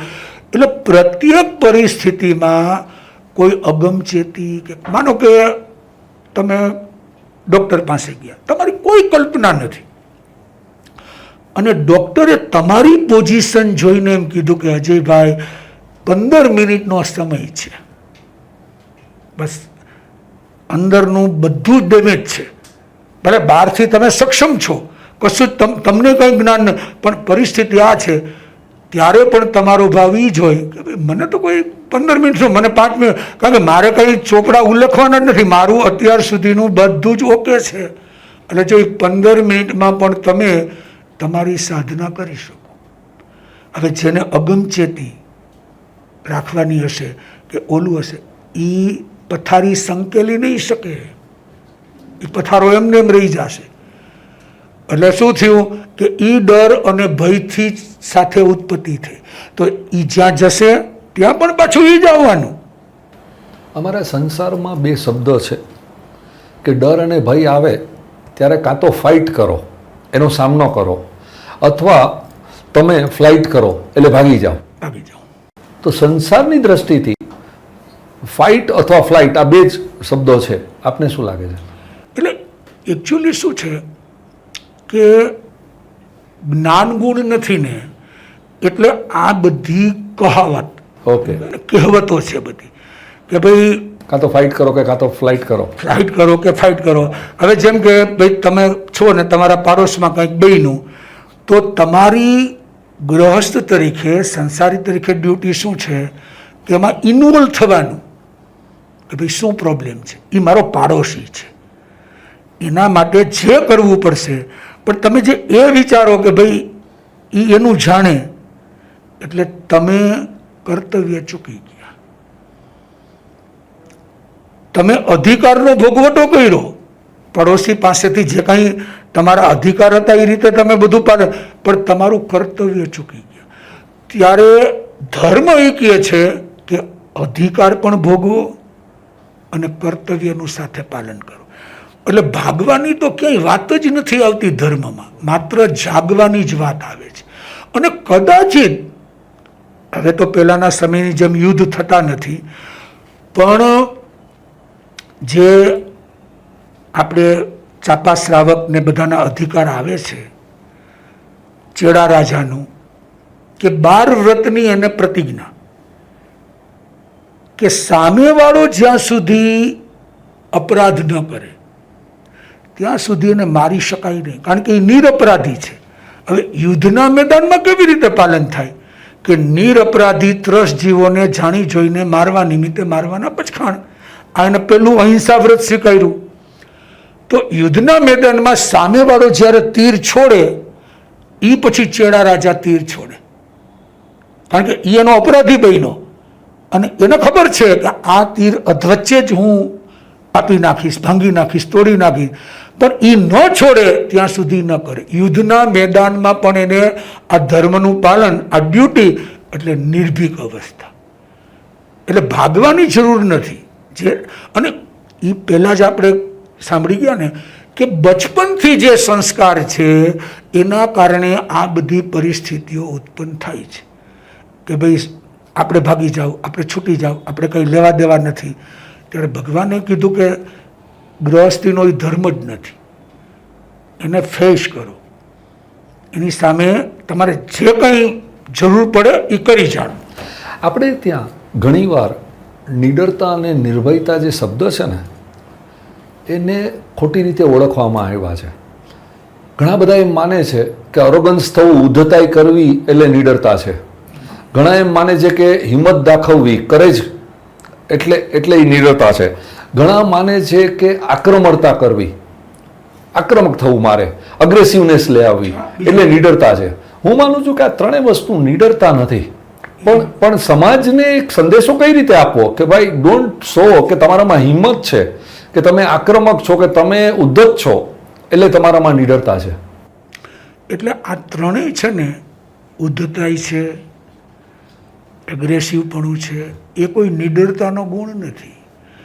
નિડરતાનો ગુણ એટલે તો શું છે કે જે સત્વ છે, સત્વ, એ સત્વને સત્વ રૂપે સ્વીકારવું. તમે કોઈને બે શબ્દ સંભળાવી દીધા એ નિડરતા નથી. તમારી વાત સાચી છે, પણ સમાજ શું માને છે ખબર છે કે અહંકાર છે એ નિડરતા છે, શક્તિ છે એ નિડરતા નથી. જે આપ કહો છો ને કે શક્તિ છે, આંતરિક શક્તિ જે ખીલવી છે એ નિડરતા છે, પણ સમાજ શું માને છે ખબર છે કે અહંકારી છે એ વધારે નિડર છે. એટલે એકચ્યુઅલી શું છે કે સમાજના ઉપર અસર કોની છે? ધર્મગુરુઓની. હવે ધર્મગુરુઓ જ્યારે સ્વયં ભયમાં મુકાણા હોય પોતા, એટલે એને આ શબ્દને રૂપકડો ન્યાય આપી દીધો કે ભાઈ મેં મારા દુશ્મનોને કે મેં મારી સામે બોલનારને ચૂપ કરી દીધા, એટલે આ મારી નિડરતા છે. પણ એ રોંગ છે. એ સમયે એની સત્વશીલતા એ હોવી જોઈએ કે જો એની ભૂલ હોય તો એનો જાહેરમાં સ્વીકાર કરવાની એની ક્ષમતા હોવી જોઈએ, એ એની વાસ્તવિક નિડરતા છે. પણ એ સ્ટેજ સુધી પહોંચવું પણ બોલવું બહુ સહેલું છે. આજના સંત સતીજીઓ, જો આપણે વાત કરીએ, આપણે જે પ્રશ્ન ઉપાડ્યો, આજના સંત સતીજીઓ પોતાની કમ્ફર્ટ ઝોનમાં રહેવા માટે પંથ અને સંપ્રદાયને વધારતા જ જાય છે. બરાબર છે. તો જો મારા મા બાપમાં, સંત સતીજીઓ મારા મા બાપ છે, એનામાં જ જો નિડરતા અને નિર્ભયતા ન હોય તો સંતાન તરીકે હું શું શીખી શકું? એટલે એ જ પ્રશ્ન છે ને. જવાબ શું આવે? એનું નિવારણ થાય. એનું કારણ છે ને કે વ્યક્તિ પુણ્યના ઉદયથી, જે માનો કે વિભાવ છે, એ પુણ્યના ઉદયના માધ્યમને ધર્મ સમજી અને ધર્મનો ફેલાવો કરે છે. એટલે થવાનું શું કે સમાજ માયકાંગલો બને છે, સમાજ કાયર બને છે. તો મહાવીરની અહિંસા કોઈ માયકાંગલી નથી. મહાવીરે તો ત્યાં સુધી કીધું કે એક સમય પરિસ્થિતિ કેવી કે એક હાર અને હાથી દેવના દીધેલા. હવે 1,71,00,000 ગામનો ધણી શ્રેણિક મહારાજા, બરાબર, એમને જે કાંઈ બધાને ભાગે પડતું દીકરાઓને આપ્યું, એમાં હાર અને હાથી, હલ અને વિહલ, જેની પાસે પ્રાપ્ત થયું, 18 શરો હાર અને હાથી. હવે એ જ્યારે નગરચર્યા કરવા નીકળે તો આખા નગરના લોકો એનું નિરીક્ષણ કરે, ઝરૂખામાંથી, વિંડોમાંથી.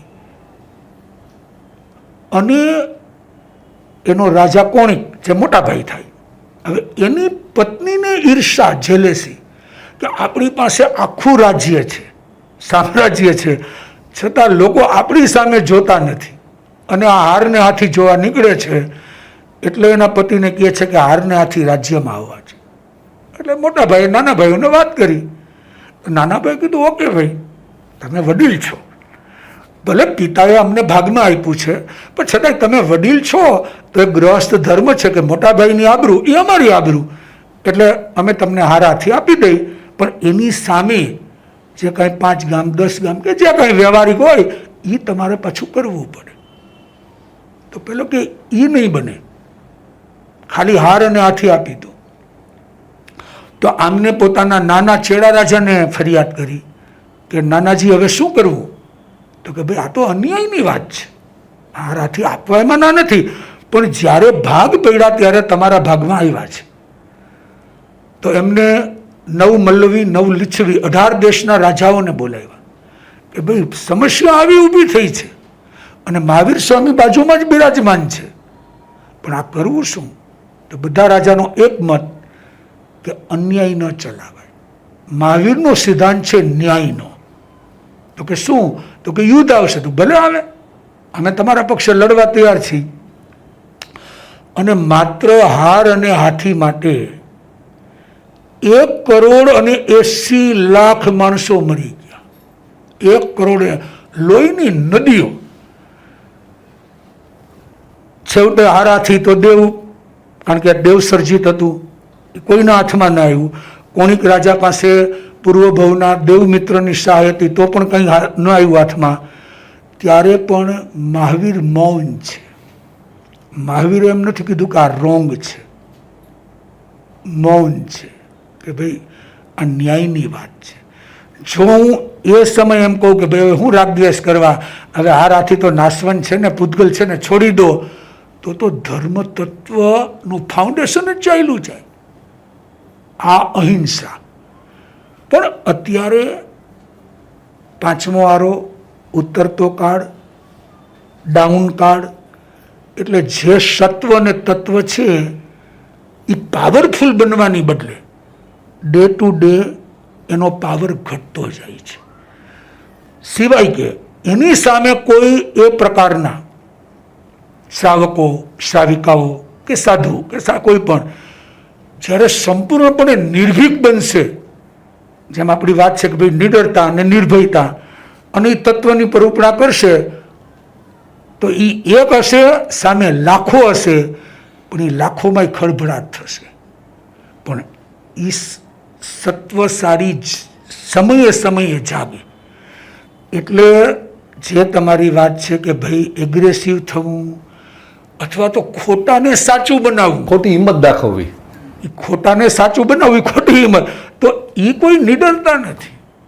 ઇનફેક્ટ એનો એક પ્રયત્ન આ મા સ્વામીની પ્રેરણા દ્વારા મારા ગુરુદેવ નરેન્દ્ર મુનિ એકલવિહારી હતા. આપ પણ એકલવિહારી છો, અને મેં એનામાં જે નિડરતા અને નિર્ભયતા જોઈ હતી એ જગજાહેર છે. અને એને કારણે જ આ એક પ્રયત્ન ચાલુ કરેલો છે કે સમાજને એક સાચો સંદેશો આપવો, અને એ સંદેશો સંત મહાત્મા થ્રુ આપવો. પણ આપની વાત સાચી છે કે કેટલીક વાર સંત મહાત્માઓના જ્યારે જીવન જોઈએ છે ને, ત્યારે એમની વાતચીત એક તરફની હોય છે, અને એમનું જીવન છે ને, પ્રાઇવેટ જીવન જ્યારે જોવા જઈએ ત્યારે એક્ઝેક્ટલી ઓપોઝિટ ડાયરેક્શનનું હોય છે. અનફોર્ચ્યુનેટ છે આ વસ્તુ આપણા સમાજ માટે. ઓકે, એટલે જ શ્રાવકો માટે કહેવામાં આવ્યું કે ઉચિત સ્થાન, ઉચિત શબ્દ વપરાનો. જેમ એક ઉચિત દાન, કે ભાઈ અત્યારે દુષ્કાળ પડે તો કોઈ એમ કહેશે કે ભાઈ હું આમાં નથી માનતો, હું ધર્મમાં જ માનું છું, સામાયિક, પ્રતિક્રમણ, પૌષધ, વર્ષિતપ.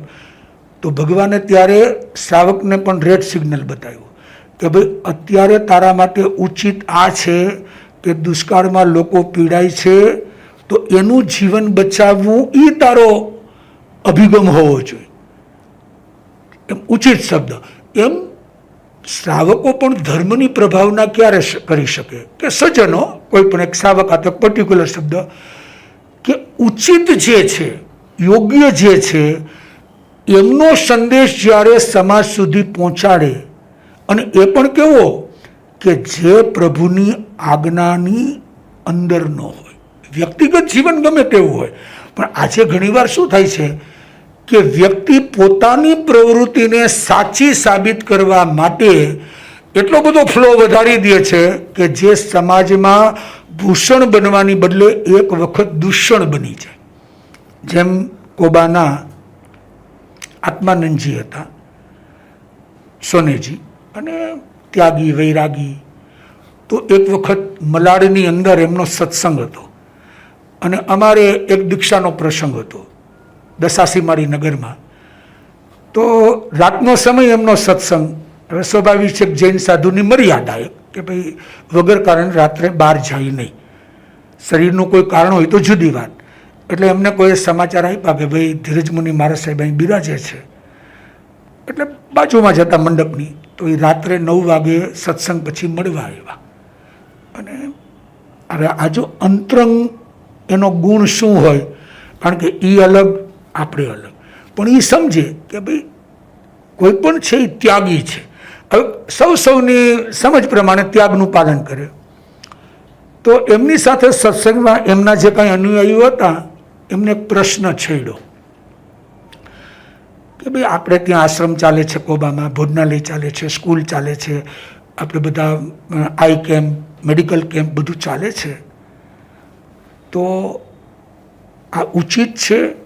એમ એને પૂછ્યું. ત્યારે એમને એટલું જ કીધું કે ભાઈ આ પુણ્યના કાર્ય છે, પણ તમે સામાજિક પ્રાણી છો, સંસારી પ્રાણી, એટલે સમાજના ધોરણે આ પણ જરૂરી છે, પણ એ તમારું લક્ષ્ય ન હોવું જોઈએ. એટલે જો આવી જ્ઞાનની પરાકાષ્ઠા, પોતે પોતાના વચનથી બધું જ કરાવી શકે છે, ઉદ્ઘાટન કરવા, દીપ પ્રાગટ્ય કે જે કંઈ વ્યવહાર, પણ છતાંય કે મારી અંતરંગ સમજ છે કે પુણ્ય પાવમ દોવી નિરાશવે, કે છેલ્લે મારે નચિંત સ્થાન જે પ્રાપ્ત કરવું છે એમાં પુણ્ય પણ નહીં, પાપ પણ નહીં, બેથી ઉપરત માત્ર આત્મશુદ્ધિ. પણ એ આગળના સ્ટેજની, પણ એ મારે કહેવું પડશે કે એ એની નિર્ભીકતા અને નિડરતા કહેવાય કે પ્રવૃત્તિ હોવા છતાં એનું હૃદય, આત્મા નિવૃત્તિના લક્ષ્ય સાથે આગળ છે. હવે જો વ્યક્તિ પ્રવૃત્તિને જ મુખ્ય બનાવશે તો એ તો પરભાવ છે. જેમ આપણે કહી ગયા, મા સ્વામીએ 2 જ વાત કરી કે ભાઈ ધર્મ ધ્યાન અને શુક્લ ધ્યાન. હવે જો તમે ઉપર નહીં જાઓ તો નીચે આર્ત ધ્યાનમાં આવી જશો, તો તમારે નીચે તો જવાનું નથી. એ જ કહેતા હતા કે જીવનમાં શરૂઆત થાય છે અસંતોષથી, એટલે આર્ત ધ્યાન થયું, અને એમાંથી આપણે જે શબ્દ વાપરેલો થોડી વાર પહેલા, સંઘર્ષ શરૂ થવા માંડે છે, એટલે તમે રૌદ્ર ધ્યાનમાં આવી ગયા. તો કે જો આ બે થી બચવું હોય તો કે આ બધું ધ્યાન ને બધું ભૂલી જા, પણ આ 4 શબ્દ યાદ રાખજે. ઓકે, એક પ્રશ્ન આવે છે કે જે આપ ક્યારથી વાત કરી રહ્યા છો કે જે જૈન ધર્મમાં પણ આવે છે કે ગુણસ્થાનકોમાં આપ આગળ વધો એમ તમારી જ્ઞાનની પરાકાષ્ઠાની તમને જાણ થાય. ગુણસ્થાનક 5મે જાઓ, 6ઠે જાઓ, જેમ જેમ આગળ વધો એમ જેમ જેમ જીવનમાં શુદ્ધિ થતી જાય એમ આપણો ડર અને ભય ઘટતો જાય. પણ કન્વર્સલી ઊંધી રીતે જોઈએ તો ડર અને ભય ઘટતો જાય છે એ કેવી રીતે ખબર પડે? આપણે ઊંધી રીતે જોઈએ કે કોઈ પણ વ્યક્તિના જીવનમાં જીવન શુદ્ધિ થાય છે તો આપણને કદાચ ખ્યાલ આવે છે સીધે સીધો કે ભાઈ આ વ્યક્તિ છે ને ઓછું ખોટું બોલે છે, આ વ્યક્તિના જીવનમાં શુદ્ધિ થતી જાય છે. પણ કોઈ પણ વ્યક્તિને પોતાના માટે કે બીજાના માટે નક્કી કરવું હોય કે આના જીવનમાં ડર અને ભય ઘટતો જાય છે તો એ કેવી રીતે ખબર પડે? એટલે એમાં શું છે કે જ્ઞાન છે ને એની પરાકાષ્ઠા ઈ ગુણસ્થાન છે જ્ઞાનની, કે ભાઈ તમારી જ્ઞાનની વૃદ્ધિ થાય. એટલે જ્ઞાન એટલે શું? તમારા ભાવની શુદ્ધિ. જ્ઞાન વડે બીજું કંઈ નથી. હવે જેમ કે ભાઈ તમે જમવા બેઠા, હવે તમારું જ્ઞાન છે તો તમે તમારા પ્રિય પદાર્થો છે થાળીમાં, તમને આસક્તિ નથી, પણ ભોગવટો કરો છો. શ્રીખંડ ખાવ છો, પૂરી ખાવ છો, કચોરી ખાવ છો, ચટણી લ્યો છો, કારણ કે તમે સમજો છો કે શરીરમાં જે વસ્તુ જાય એના પાચન માટે એ ચટણી પણ જોશે, સંભારો પણ જોશે, એની સાથે શાક પણ જોશે, તો એના પાચન માટે. હવે કોઈ ત્યાગી છે એ એમ કહેશે કે મારે ખાલી પૂરી જ ખાવી છે, તો ભગવાનને કોઈ પ્રશ્ન નથી ધર્મ સાથે. પણ પહેલાં આ રીતે ભોગવટો કરે કે બધી વસ્તુનો, પણ બંનેનો ઉદાસીન ભાવ છે અંદર. હવે જેમ જ્ઞાનની વૃદ્ધિ થઈ એટલે તમારી ગુણસ્થાનમાં ક્રમિક વિકાસ, કારણ કે જૈન દર્શન છે ક્રમિક વિકાસને માને છે, સ્ટેપ બાય સ્ટેપ. હવે પ્રશ્ન રહ્યો નિર્ભયતા અથવા નિડરતા. તો આજે ભાઈ તમે બધી રીતે ચોખ્ખો વ્યવહાર કરો છો, સારામાં સારી રીતે, પણ પૂર્વભાવનું કોઈ તમારું કર્મ છે કે જેને તમારા ઉપર લાંછન લગાડ્યું, તમારા ઉપર આડ ચડાયું, તમારા ઉપર આરોપ મૂક્યો, એક્ઝામ્પલ, અથવા તમારા વ્યવહારમાં જે તમારો વ્યવસાય છે એમાં તમારી સાથે કોઈ ચીટિંગ કર્યું અથવા તમને લોસ ગયો કે એનીવે કોઈ પણ એમાં પ્રોબ્લેમ ઊભો થયો.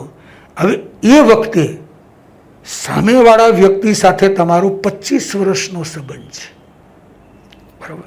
એ પણ માતબર વ્યક્તિ છે, જોરાવર છે, બીજી રીતે આપણને ગભરાવી શકે એવું પણ એની પાસે તત્વ છે. પણ તમને ખબર હોય કે હું સ્ટેટ વે છું, મેં એનું બગાડ્યું નથી, એને મારું બગાડ્યું છે, અને તમને કોઈ પ્રશ્ન કર્યો કે અજયભાઈ અમે આવું સાંભળ્યું છે તો આમાં સાચું શું? તો એ વખતે તમારી નિડરતા અને નિર્ભયતા, પણ એ કેવી રીતે તમે રજૂઆત કરો કે દ્વેષ બુદ્ધિ વગર. ઓકે, કે ભાઈ એના પ્રત્યે કોઈ તિરસ્કાર નહીં, ભલે એને 25 કરોડનું ચીટિંગ કર્યું છે, પણ તમે કહી શકો કે આ ચોખ્ખો વહીવટ હતો, એમાં આ સમયે એમને આમ કર્યું, ભગવાન એનું પણ ભલું કરે. પણ હવે એના પછીનું એક સ્ટેપ કે તમને 10 લોકો, જેમ કે ધર્મગુરુ હશે તો એમ કહેશે અજયભાઈ જવા દો ને, હવના કર્યા હવ ભોગવે. એક 10-15 તમારા સહઅધ્યાયી એમ કહેશે અજયભાઈ એમ કેમ ચાલે, એમ કહીશું તમે છોડી દો તો પછી કાલ સવારે દુનિયાને આનો સંદેશ શું મળશે? તમારે આમાં કેસ કરવો જોઈએ, તમારે આ કરવું જોઈએ, તમારે આ કરવું જોઈએ. તો ત્યારે ધર્મ શું કહે છે કે 2 સ્ટેપ તમારા સાચા છે.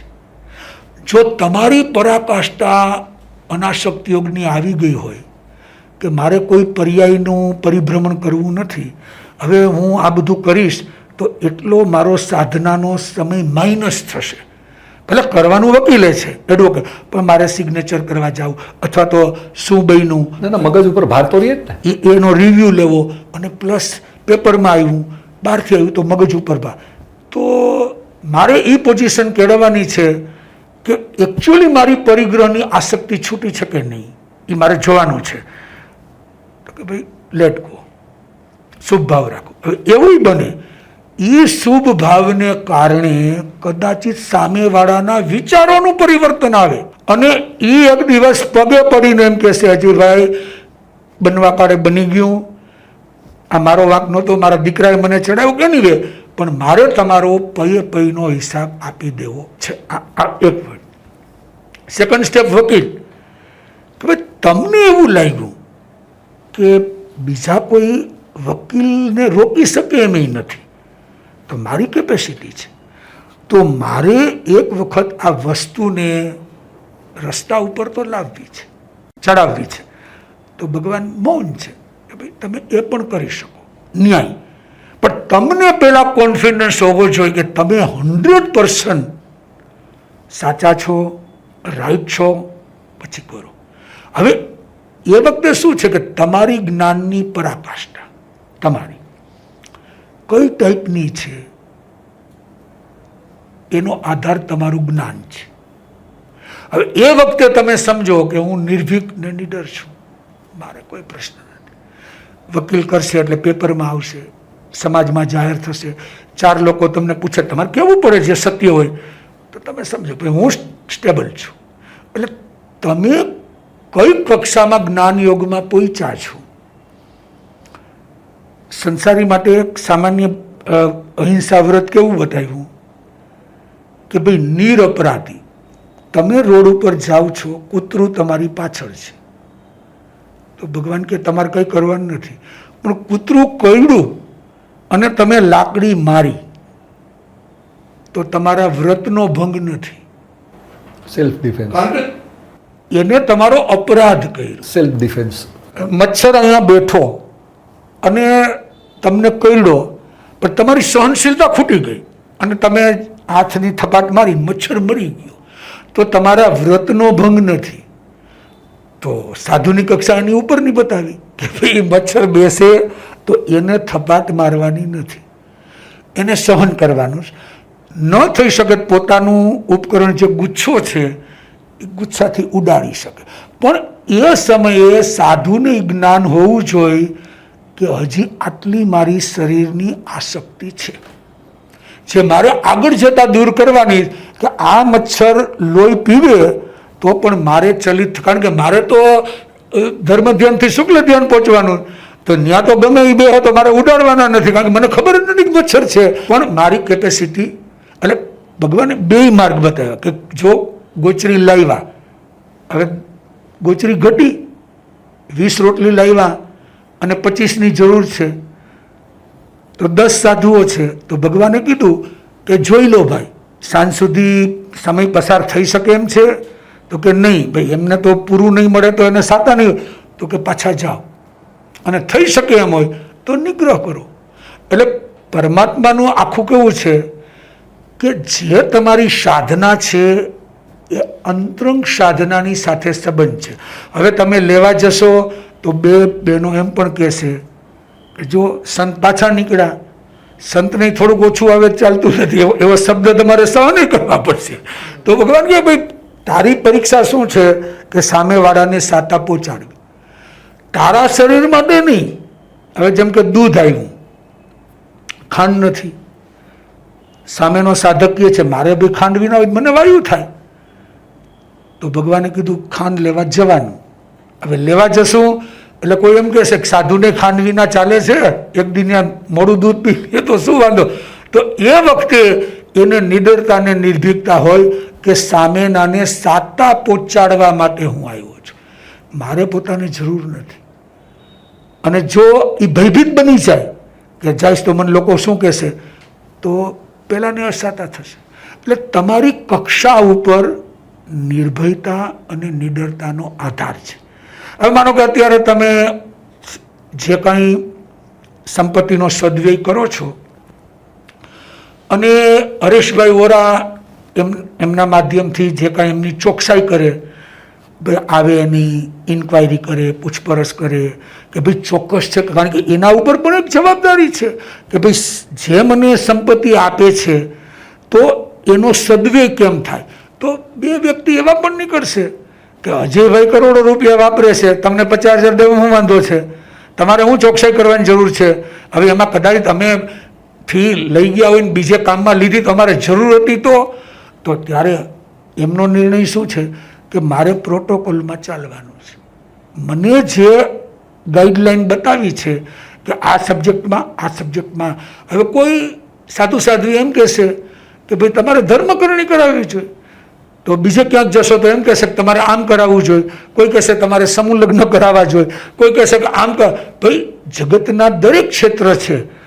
તમને જે યોગ્ય લાગ્યું કે ભાઈ મારે અત્યારે આમાં કરવાનું છે અને મને યોગ્ય લાગે છે એ રીતે તમે કરતા લોકોને ગાઈડન્સ આપ્યું તો તમે તમારી રીતે સાચા છો. હવે તમને જેણે પણ કીધું, તમારી સામે જેણે રજૂઆત કરી, ત્યારે તમારી નિર્ભક્તા અને નિડરતા હોય તો તમે સહજ ભાવે કહેશો કે ભાઈ અત્યારે આટલું મને ઉચિત લાગે છે, એટલે હું કરું છું.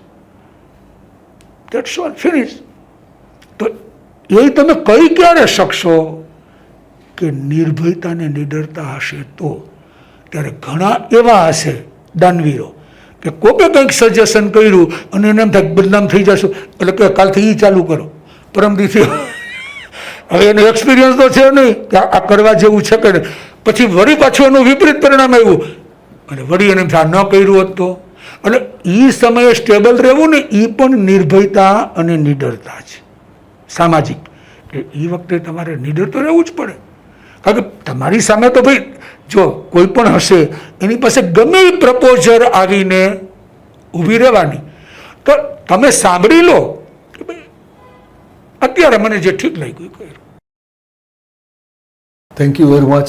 ખરેખર આ વાર્તાલાપ અને આ સંવાદને સાંભળીને સમાજને તો ફાયદો થશે જ, પરંતુ હું માનું છું કે મને પર્સનલ લેવલ પર મારા વિચારોમાં જે ક્રિસ્ટલાઇઝેશન આવેલું છે, મને એમ લાગે છે કે હું જે રસ્તા પર જઈ રહ્યો છું એ રસ્તા પર ચાલવામાં આપે મનોબળ વધારે મારું સ્ટ્રોંગ બનાવેલું છે.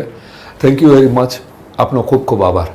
બસ તમારી જે સરસ ભાવના છે અને જેને કહ્યું ને કે અલખના અણગાર એવા નિડર વક્તા, જેને આચાર્ય પદની કક્ષા અને એનો નિર્વાહ, એટલે કે જે એમની જવાબદારી પરિવારનો નિર્વાહ કર્યો સાધુ સંતોનો, અને મુંબઈ જેવા ક્ષેત્રને વાસ્તવિક ધર્મ તરફ, માત્ર ધાર્મિકતા તરફ નહીં પણ શુદ્ધ ધર્મ તરફ જેમણે વર્ષો સુધી ઉપદેશ આપ્યો, અને એવા ગુરુ તત્વને તમે જે આત્મસાત કર્યું. હવે જો એમની પણ એક ડ્યુટી આવી કે ભાઈ હું તો આજે છું ને કાલે નથી, તો એમને જે મા સ્વામીનો વારસો આપ્યો કે ભાઈ તમારે અજયભાઈ હવે પછી મા સ્વામી પાસેથી એમના સાનિધ્યે, એમની નિષ્ઠાથી આ તત્વમાં આગળ વધવાનું છે, અને એને તમે સ્વીકારી અને જે એ ગતિ તરફ. હવે એક તરફ તમારા વર્ષો જૂના ગુરુદેવ અને ત્યાર પછી સાવ નવું પાત્ર મા સ્વામી, એટલે કે જે તમારી લાઈફમાં પહેલેથી, પણ એ બંનેનો સમન્વય કરી અને તમે જે નેચરલ જીવન આપણે કહેવાય, વાસ્તવિક જીવન, કે એમની માત્ર સાધુ નહીં પણ એમની સાધુતા, એ સાધુતાને તમે જે ભાવથી નિહાળી અને એમને તમને જે ભાવથી નિહાળ્યા, અને અમારી શાસ્ત્રીય ભાષામાં કહી કે જેને તમારામાં શક્તિપાત, કે તમારી આધ્યાત્મિક ઉર્જા કેમ વધે, માત્ર બાહ્ય દ્રવ્ય રીતિ નહીં પણ તમારી નેચરલ આધ્યાત્મિક ઉર્જા, અને ડે ટુ ડે એમાં તમે સ્વયં પ્રકાશિત અપો દીવો ભવ, કે તમે જ તમારા દીપક બનો, એ ઉર્જા કેમ વધે એ તમે પામી શક્યા. એના ઉપર તમારો પુરુષાર્થ ચાલુ છે. સમાજને માટે જે કંઈ આપણે કરી રહ્યા છીએ અને જે કરતા રહેશો એ પણ એક અલગ વસ્તુ છે, પણ સાથે તમારું આધ્યાત્મિક છે ઘડતર, અને એનો જે તમારી પ્રગતિ છે ને એ ખરેખર બહુ અભિવંદનીય છે, સાધુવાદને પાત્ર છે.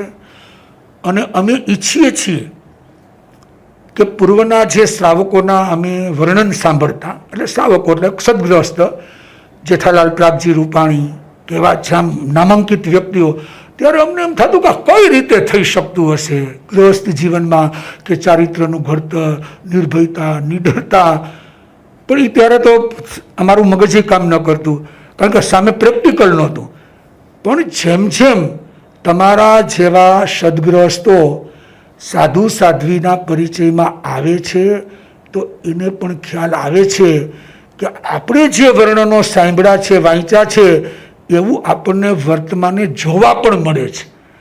તો બસ આ જ ધારામાં તમે તમારો જે દ્રવ્ય અને ભાવ એ બંને જે પ્રગતિ તરફનું લક્ષ્ય છે અને પ્રેરણા દ્વિમાસિક જે સ્વદ્રવ્ય, જેમ આપણે ત્યાં જૈન દર્શનમાં છે કે ભાઈ કોઈ સ્વદ્રવ્યથી ઉપાશ્રયનું નિર્માણ કર્યું, કોઈ ધર્મશાળાનું નિર્માણ, કોઈ કૂવાનું નિર્માણ, એવા અન્ય અનેક કોઈ દીક્ષાનું ભાઈ નિર્માણ કે સ્વદ્રવ્યથી. એમ તમે સ્વદ્રવ્યથી આ પ્રેરણા જેવા દ્વિમાસિકનું આખું એક સમાજને મોટિવેશન કે ભાઈ કેવું પત્ર હોય એની અંદર તમામના વિચારો કે ભાઈ માત્ર જૈનો એટલે કોઈની મોનોપોલી નહીં, પણ તમામને ન્યાય મળે અને એમાંથી તત્વ મળે.